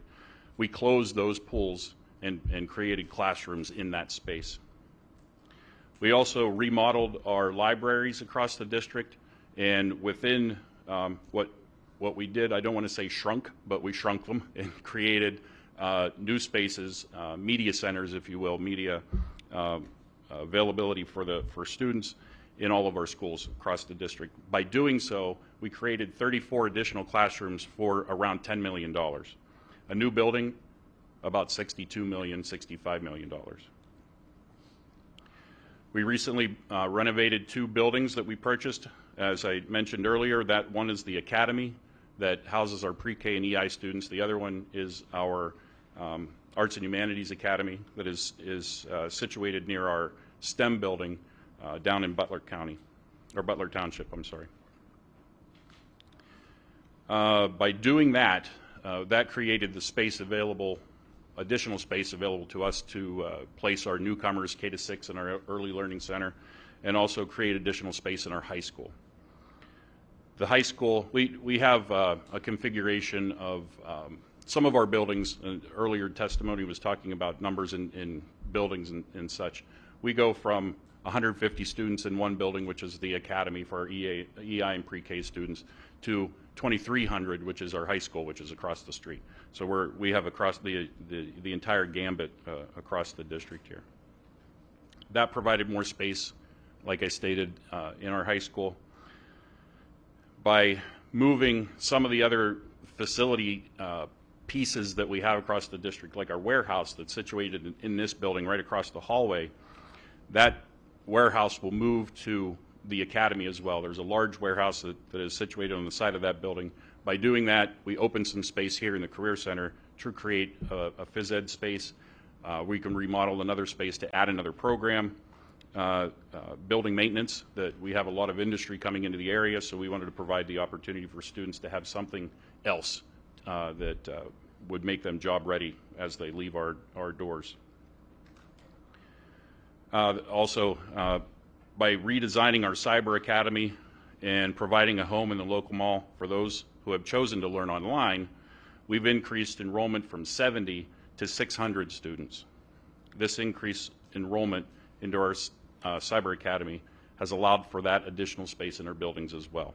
So if we were to close our Cyber Academy at this point, all of those students would come back to us. We would have nowhere to put them. With all of these changes, we're still not able to address the large influx of children that we're seeing on a daily basis. We know educating children in smaller groups is a better way to learn, a better learning environment, and can positively impact their academic careers. Our regular education classrooms have large numbers of students in them. Our special education population is increasing, which reduces the available space considerably due to the limited number of students permitted in a special needs classroom. For example, if you have an autistic support classroom, only 8 students are permitted in that classroom. That greatly reduces the amount of available space we have for our regular students. The district's budget for 23-24 is around $226 million, which has drastically increased over the last several years due to the needs, the growing needs of our student population. Unfortunately, again, we're not adequately funded to meet the needs of our children. We're 497 out of 500 school districts on spending per pupil. We're the lowest, or next to the lowest, tax base in all 3 counties that our district reaches. We do increase taxes at least to the index each year. Many families are on fixed incomes or renting, which makes it very difficult for us to continue to complete our maintenance of effort with our tax bases. To make matters a little more difficult, the immigrant grant, part of Title III, was reduced by $102,000 this year, coming into this school year. We received $122,000 last year. This year, we only received $20,000. As mentioned above, we increased our ELL population by roughly 800 students this year. Districts of similar size and demographics receive millions of dollars more than HASD. For example, Lancaster received $77.6 million. They're basically similar in size and demographic to us. Additionally, Reading received $201.9 million. Again, similar size, similar demographics. We received $64.5 million, which is $13.1 million less than Lancaster and $137.4 less than Reading. Million, I should say, $137.4 million. Although we have our own cyber academy, we're still forced to pay cyber charter schools. We expend approximately $6 million on cyber charter tuition each year for about 400 students. On top of this expense, we also have to budget for our own cyber academy, which is 4.7. We're able to minimize the costs associated with the students that we teach, and to educate our students in our cyber academy is approximately $7,900 per student for roughly 600 of those students. Basically, we're able to educate more students in our cyber academy for much, much less than what cyber charters are. We teach students synchronously. We have dedicated special education teachers, psychologists, school counselors, administration, as well as regular education teachers who support all of our students' needs in that academy. So with that, I will ask for any questions. Thank you so much for your testimony, Dr. Uplinger. Representative Sturla for a question. Thanks. Doctor, you mentioned that your one academy is early intervention and pre-K. Yes. Those students don't count as part of your ADM, though, do they? They do not. We receive a specific grant that through the early intervention and also the pre-K counts grant. So they do not count in our ADM. Okay, but you're not getting, and maybe I'm going to go out on a limb here. You're not getting as much per student as you would if they were your ADM. Is that correct? That is correct. That is correct. Okay, but the need for that is dramatic in that it at least gives those kids an opportunity to start first grade at remotely close to a first grade level, as opposed to starting at a year or two behind the 8 ball and you're playing catch up from first grade instead of catch up from 3rd grade or 5th grade or 8th grade. You can at least get those kids started out properly, as opposed to playing catch up the day they show up. That is correct. Yes. Okay. Thank you. On top of that, just to note that early intervention, we have 80 students that came to us through our early intervention program that are autistic support just this year. Again, that increases the number of autistic support classrooms that we have to have across the district as well. But yes, we do have the ability to capture those students a little bit earlier before they hit kindergarten for us. Thank you. Okay, Thank you, and- Chairman Sturla. Senator Argel for a question. Thank you, Dr. Uplinger, not just for joining us for today, but for what you do every day. I suspect of my 250,000 constituents, you have one of the more difficult jobs, I'd say. In terms of your just last 2 paragraphs, there are experts in this room on the school funding formulas. I'm not one of them yet. I'm learning. But I'm curious if you can explain to us if your district is similar to Reading and Lancaster, why do you receive so many fewer dollars? That is a great question, and we've been trying to decipher what that may mean or how they're receiving those dollars, and we are not. Our business office has determined that it may be the way that special education students are identified and what level. They may be a level 1, 2, or 3. Are those students considered a level 3, meaning more dollars down the road? Things of that nature that we really can't get a good grasp around why there's such a disparaging number. I understand there's always going to be differences. Sure. I think you and I need to work together on absolutely finding out exactly why that is, and I think the right people are in the room. So right. I'll be in touch. Thank you. Thank you, Thank Madam you. Chairman. Thank you, Senator Argyle. Representative Schweier. Thank you, ma'am. And thank you for that sidebar conversation, bringing up some interesting things. First of all, is it Dr. or Mr. Uplinger? Doctor. Doctor. Okay, thank you, sir. So, Doctor, what we were just chatting about is one of the conversations that we've had extensively throughout these hearings, and I think we're going to have a entire hearing, I don't want to say focused on it, but there's going to be a focus on it, is the regional aspect of this and your ability to do many different things that if you're 250, what did you say, 250 miles? 256 square miles, yes. Big district. If that were chopped up into 3 or 4 or 5 different districts, your ability to be flexible and move resources from one part of the district to the other would be extraordinarily, it wouldn't happen. And so Correct. you have the ability to do that. Right. Although to my friend and colleague, Senator Hill's point, Phillips-Hill's point, that it also hurts you on things like your poverty acuity scores and all of that stuff that's factored into the formula. So interesting Right. point to take into consideration as we move forward, and I appreciate that. Representing a district that is majority Latino and certainly majority minority, I live in Allentown, my kids go to the Allentown School District. One of the things that we struggle with, and I think does tie into the BEF, it also ties into the question of adequacy and equity, is the makeup of your staff. You Right. talked about those supplements that you're doing to try to help at the very least bridge those gaps. But I'm going to make an assumption, and please correct me if I'm wrong, that the majority of your teachers are probably not Hispanic or Latino in heritage, correct? That is correct. Okay. And Can you talk about that a little bit? Your Sure. challenges in trying to recruit teachers that are a little bit more. And thank you for that question, because it's a huge setback in my opinion, and a very big difficulty for us to find teachers of Latino descent or bilingual. There's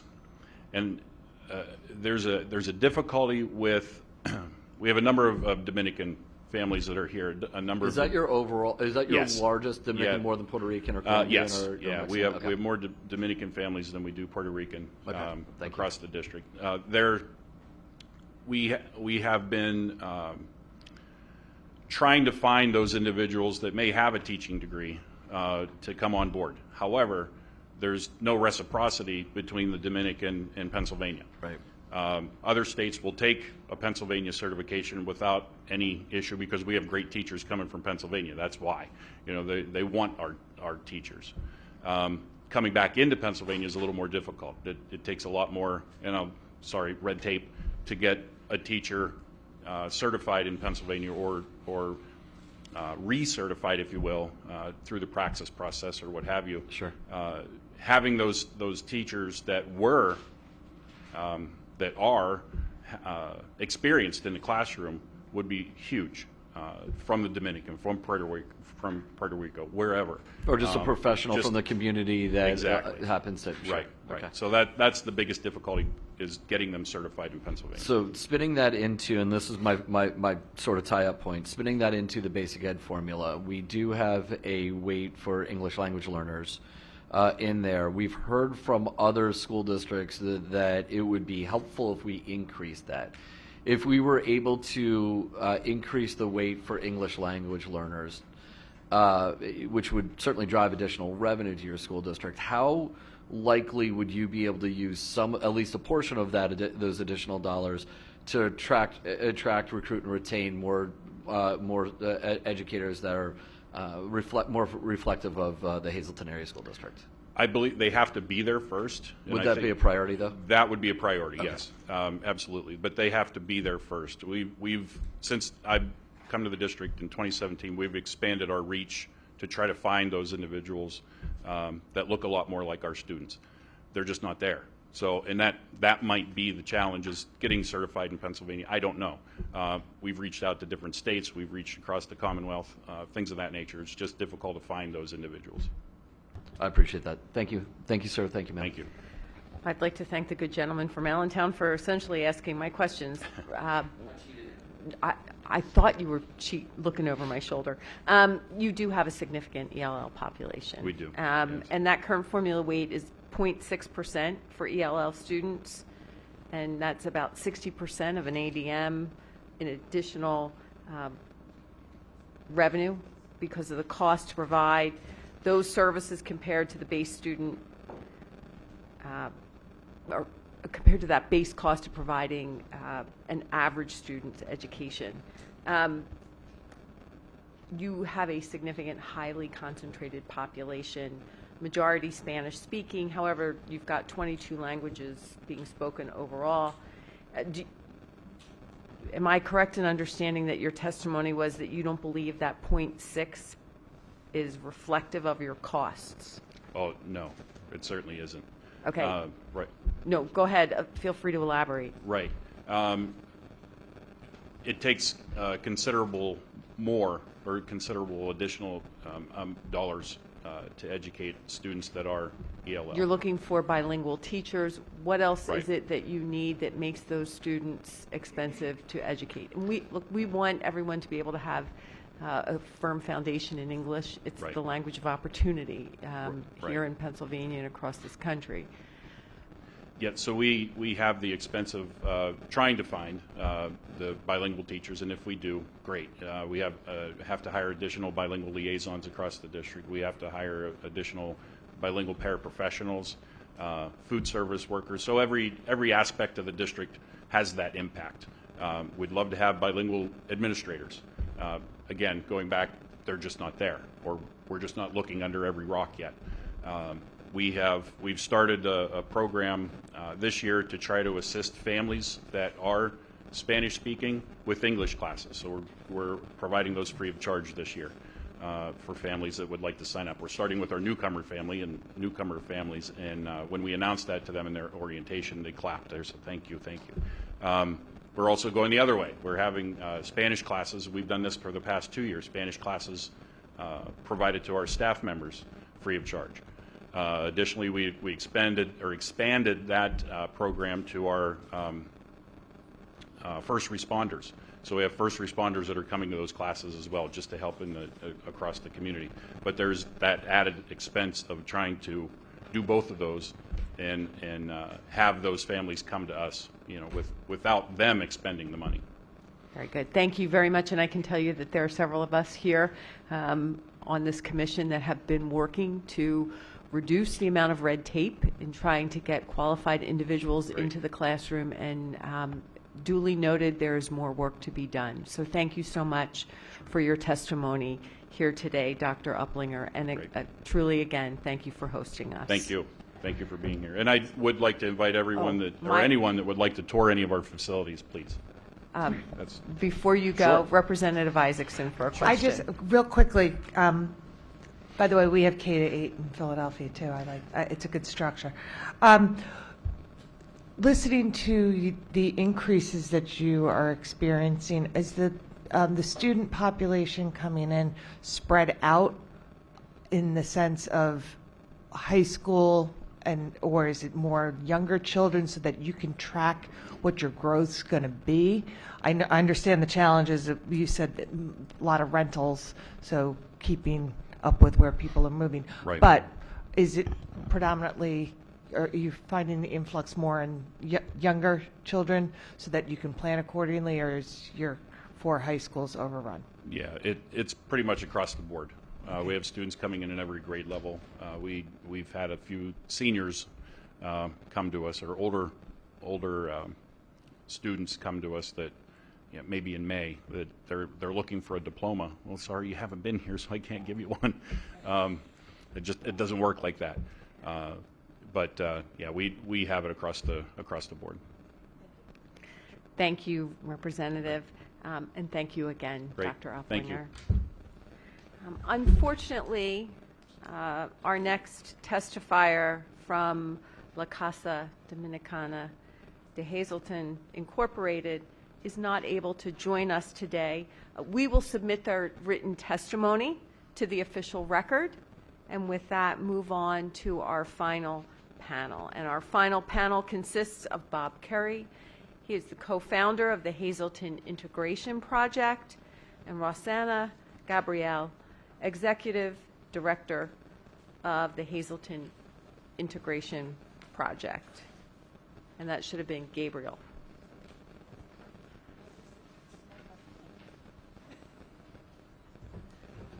And before you sit down,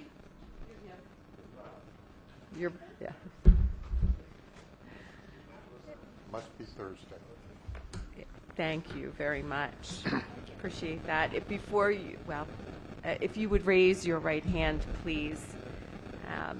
Do you swear that the testimony you are about to provide here today is the truth, the whole truth, and nothing but the truth, so help you God? And if so, please affirm by saying, I do. I do. Thank you so much. You may begin your testimony when you are ready. First of all, thank you all for having us here. It's kind of a unique position, and I will say a little shout out to the representatives from the Philadelphia area.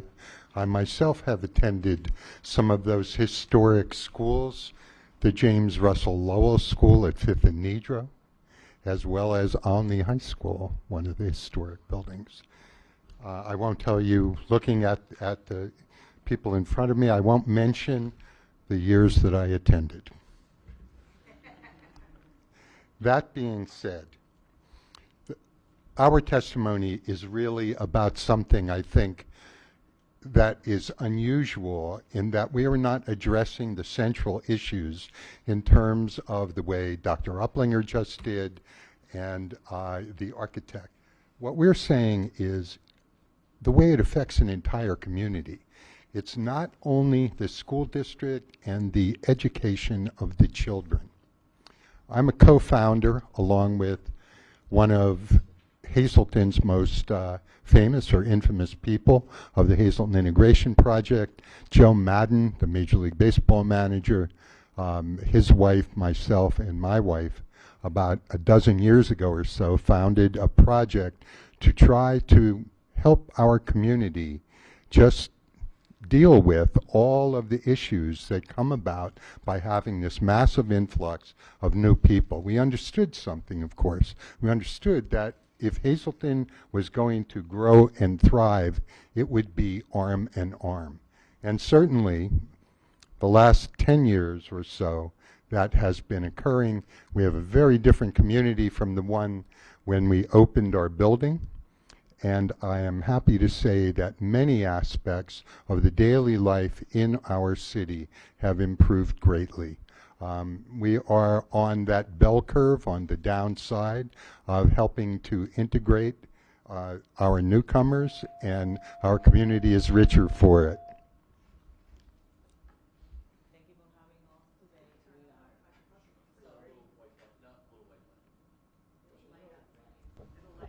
This one. Oh, sorry. Thank you for having us today. My name is Rossanna. I'm the Executive Director at the Hazleton Integration Project. And we are a good partner of the school because we think in education is a better future for our community.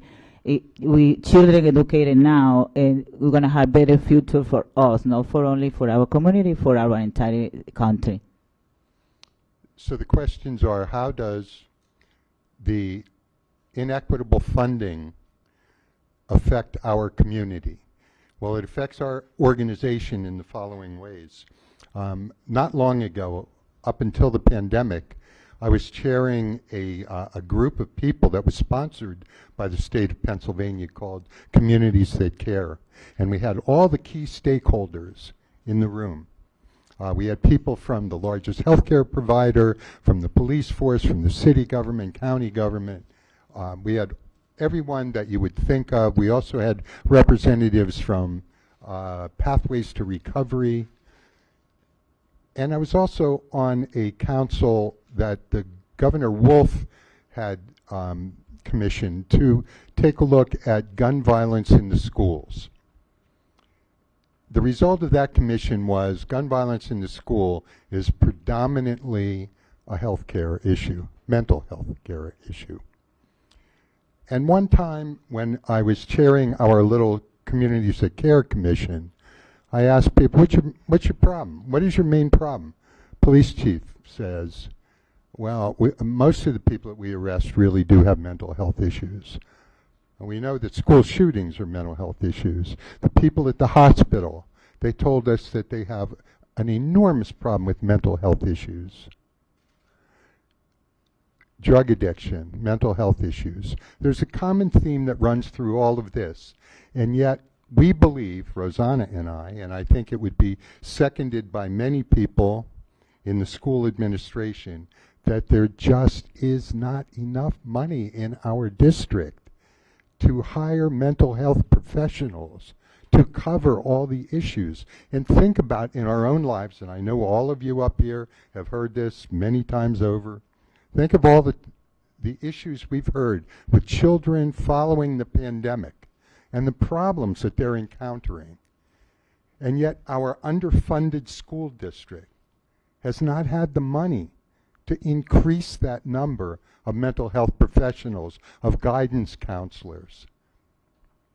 And so that's number one, mental health professionals. Obviously, a shortage of classroom space. Everyone is talking. The architect did a beautiful job explaining how that affects the day-to-day lives of the children. And of course, all of that is true. But this is a simple one. We have a unique district here in Hazleton, and that district has an awful lot of newcomers on a yearly basis, and an awful lot of people where English is not spoken in their home initially. And many of our new kindergartners are coming from that group. What is it like when you have to shut down kindergarten altogether because you don't have enough classroom space? Now we take the most vulnerable students that we have, people who are going to be behind through no fault of their own, but they don't speak English in their homes. And they're going to be behind. We all know that. And now we tell them you're even further behind. We have no room at the inn. That's just not acceptable. We have to find better ways. And I know it's an unenviable task for the funding commission to figure out that formula. But it shouldn't be so challenging to realize that school districts on the lower end of this economic spectrum need more help. And we live with that every day, everyone in our community. And as a social service organization, the impact is profound. Transportation issues. It would be lovely if the school district could transport children at the end of the day from their schools to our building and the other social services, the other places with after-school buildings, but there's no money to do that. So kids have to find their own transportation. And that's really challenging. Obviously, the teacher-to-student ratios create such a problem, and that has been spoken about. So I won't go over that again. But one of the other things that is unique to our district and major, and that we have to respond to as an organization, Dr. Uplinger brought it up initially. We have kids coming here, they're 16, 17 years old. They're about to graduate from high school, they don't speak English. As an organization, we try our best to acknowledge the problems and do something to fix them. And you'll see we passed out some books to everyone on the committee, please take a look at that. That's what we do. We're not saying it to toot our own horn, but it'll give you an idea about the breadth of services that we feel the need to pick up because somebody's got to do it. And by the way, for everyone else in the room, we did bring enough of those books, so please feel free to pick them up. But what we have is, at the end of the day, we have children graduating from high school who speak no English. So we got to respond. So we start Saturday programs for ESL programs for students who have minimal English proficiency. And it starts with 4. The next week there's 8, 12, 16, 24. Now we have 2 classes. And this is what we do with everything. We started with a STEM class because many of our students, obviously, the school district can't afford to bring STEM technology to every one of those 13,000 students in the district. Well, we have 85 kids in our after-school program. We have a waiting list of 85, and that's heartbreaking. We have 2 STEM labs. And we do our absolute best to bring the latest technology because the school district can't afford it. Somebody has to figure out a formula that's meaningful for those inner city schools, those urban schools, but something has to be done. You can read all the rest of the things that we have written, but that is my testimony. I'm sure Rossanna will be happy to add something on her own. Thank you. I want to mention, because Uplinger mentioned that they provide early learning, and that needs to be with the same lack of rooms, but the offer for early learning is poor. They had a waiting list every year. We have people there at the center asking for a spot. We only have 1 group of pre-K. Early learning includes pre-K children 3, 4, 5 years old whose birthdays are after September 1st, and they manage to the early learning intervention. For me and for more parents, education 4 years old and 3 years old is very important. Those children that have the opportunity to have those classes, you can see that they develop more skills and they are more better educated than those that never had the opportunity. If you add to that most of those children doesn't speak English at home, it's a bad situation for those children. When they enter together to kinder or first grade with the rest of the group, they are behind. That's not the goal. The goal is to have better educated children, better results at the school. And the same with the service for early learning intervention. I call for parents, and the process is slow because we don't have all the resources, and that is because we don't have the resources in person, the resources in money. So thank you. Thank you very much for your testimony here today. Question, Senator Argel. We had some German state legislators come to visit this year, and they chuckled at my grammatical mistakes, but they could understand me because it took me a long time, but I, between high school and college, I learned it. With a student coming to you, to the public schools, kindergarten, first grade, second grade, how long does it really take a student who can speak no English until they're functional? They'll still make mistakes, but they're easily understood. How long for a young student does it really take? It's one of the best questions, honestly.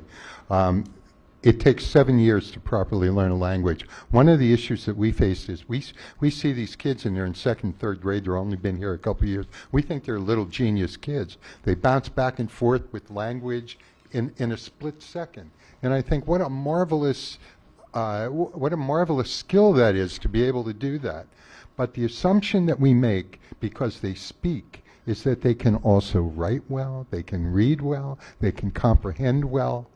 And none of that is true. It takes 7 years. And of course, a parallel problem is they are now judged equally with the child next to him who's growing up in a home with their native tongue. 7 years. I've seen it in my college classes that I have a student that I give them the final exam, and I think their English is really good, and then I find out they didn't understand some of my lectures. Yeah. Well, thank you. This is exactly why I wanted you to come today. This is very valuable testimony. Thank you. Thank you, Senator Argyle. Representative Sturla. Thanks. You mentioned that when you transport students to after-school programs, there's no funding reimbursement for that. And I know my school district does that same thing. They transport kids to, or you may not, you said you don't even have the funding to do it. My school district actually does it, but don't get reimbursed for it because they look at it and say it's an investment that they have to make because if the kid can't get to the after-school enrichment program, then they're going to have to spend more money on them at school, and it's cheaper to actually transport them to the after-school enrichment program than it is to give them a specific tutor at school every day for what they missed at the after-school enrichment program. Is that, I mean, that to me seems like a pretty easy fix for us to be able to just say that, you know, look, school districts aren't just providing transportation for kids to, you know, go do frivolous things. They're providing transportation for them to get educated. And I have the same issue with crossing guards. They're not providing crossing guards so that because they like having people standing out in the street stopping traffic. They're doing it so that the kids can get to school safely. I mean, is that something that you think that if we just started saying, you know, the state's going to reimburse at the same rate they do for school buses for all, you know, getting kids to and from school, for after school enrichment programs, for crossing guards, for all that ultimately the school districts are not going to be frivolous in the way they spend those dollars trying to transport kids? We would be delighted if that became part of the equation. Obviously, I think it's a brilliant concept, and I think it's true that we are not here to do frivolous work in our program. We take our education responsibility seriously, and I think if the school district was able to provide the funding to get that done, it would be a great benefit to us and mostly the students. Thank you. Thank you. Representative Isaacson. Thank you. And thank you for the services you provide. Two quick questions. We started out this hearing with the School Board Association talking about a recommendation for community schools. It sounds like you could, what is your thought on that with regard to providing the services or partnering with the school? Is that something you would do? Because it sounds like you do have an educational component. You were speaking about pre-K. Do you participate in the pre-K counts, the funding that comes from us with regard to that? Yes, and we are supervised by the Department of Human Service. Human Service, okay. Yes, HHS. And for community schools, you think that's something that Yes. would be, okay. Thank you. Further questions? We really appreciate you being here today, and it's one thing to talk numbers with administrators, but to talk with people who are in the trenches providing those services every day. It's very helpful. I think the only thing better would have been to have Mr. Madden here himself. Nothing like a I get that a lot. Major League All-Star show up, and we'd get a lot of folks here. Most famous constituents. Wow. Certainly generates a lot of interest. Thank you. Thank you again for being here Thank you today. for having us. All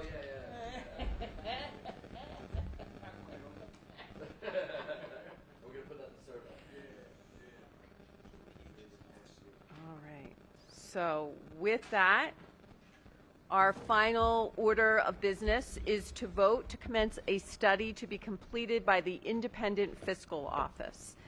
This study is similar to the one that this commission authorized 8 years ago and will provide us with updated information to assist with our final report and recommendations to the Pennsylvania General Assembly.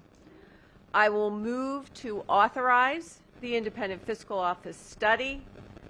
Do I have a second? Yeah, I'll second that.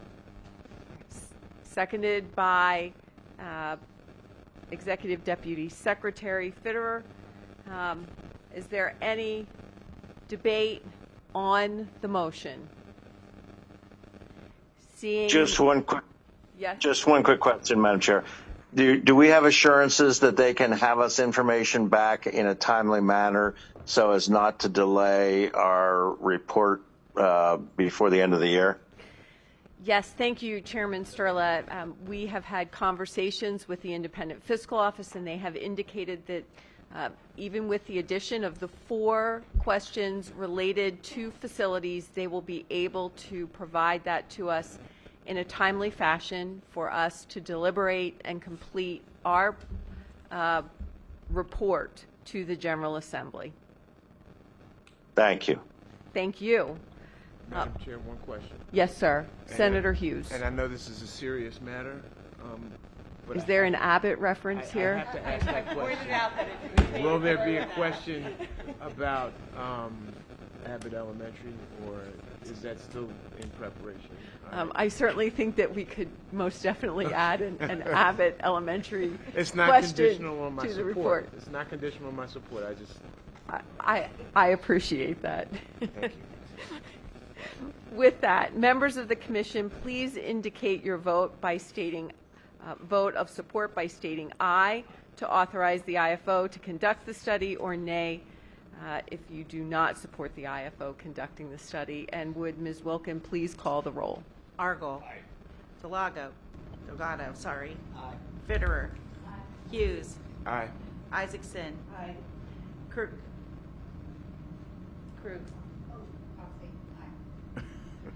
Miller. Proxy aye. Ortitai. Proxy aye. Phillips-Hill. Aye. Rothman. Aye. Schweier. Nay. Sturla. Aye. Topper. Proxy Aye. Oh, he is present, yes. Warner. Proxy aye. Williams. No. With the majority of votes in the affirmative, the Commission has authorized the Independent Fiscal Office to conduct the study. Our next Commission's meeting will be on Wednesday, October 12th in Pittsburgh. And all information, including testimony provided today, can be found on the Commission's website, which is basiceducationfundingcommission.com. All comments that are submitted through the website are made publicly available and will be part of the Commission's report. And with that, this Commission stands in recess until the call of the chairs.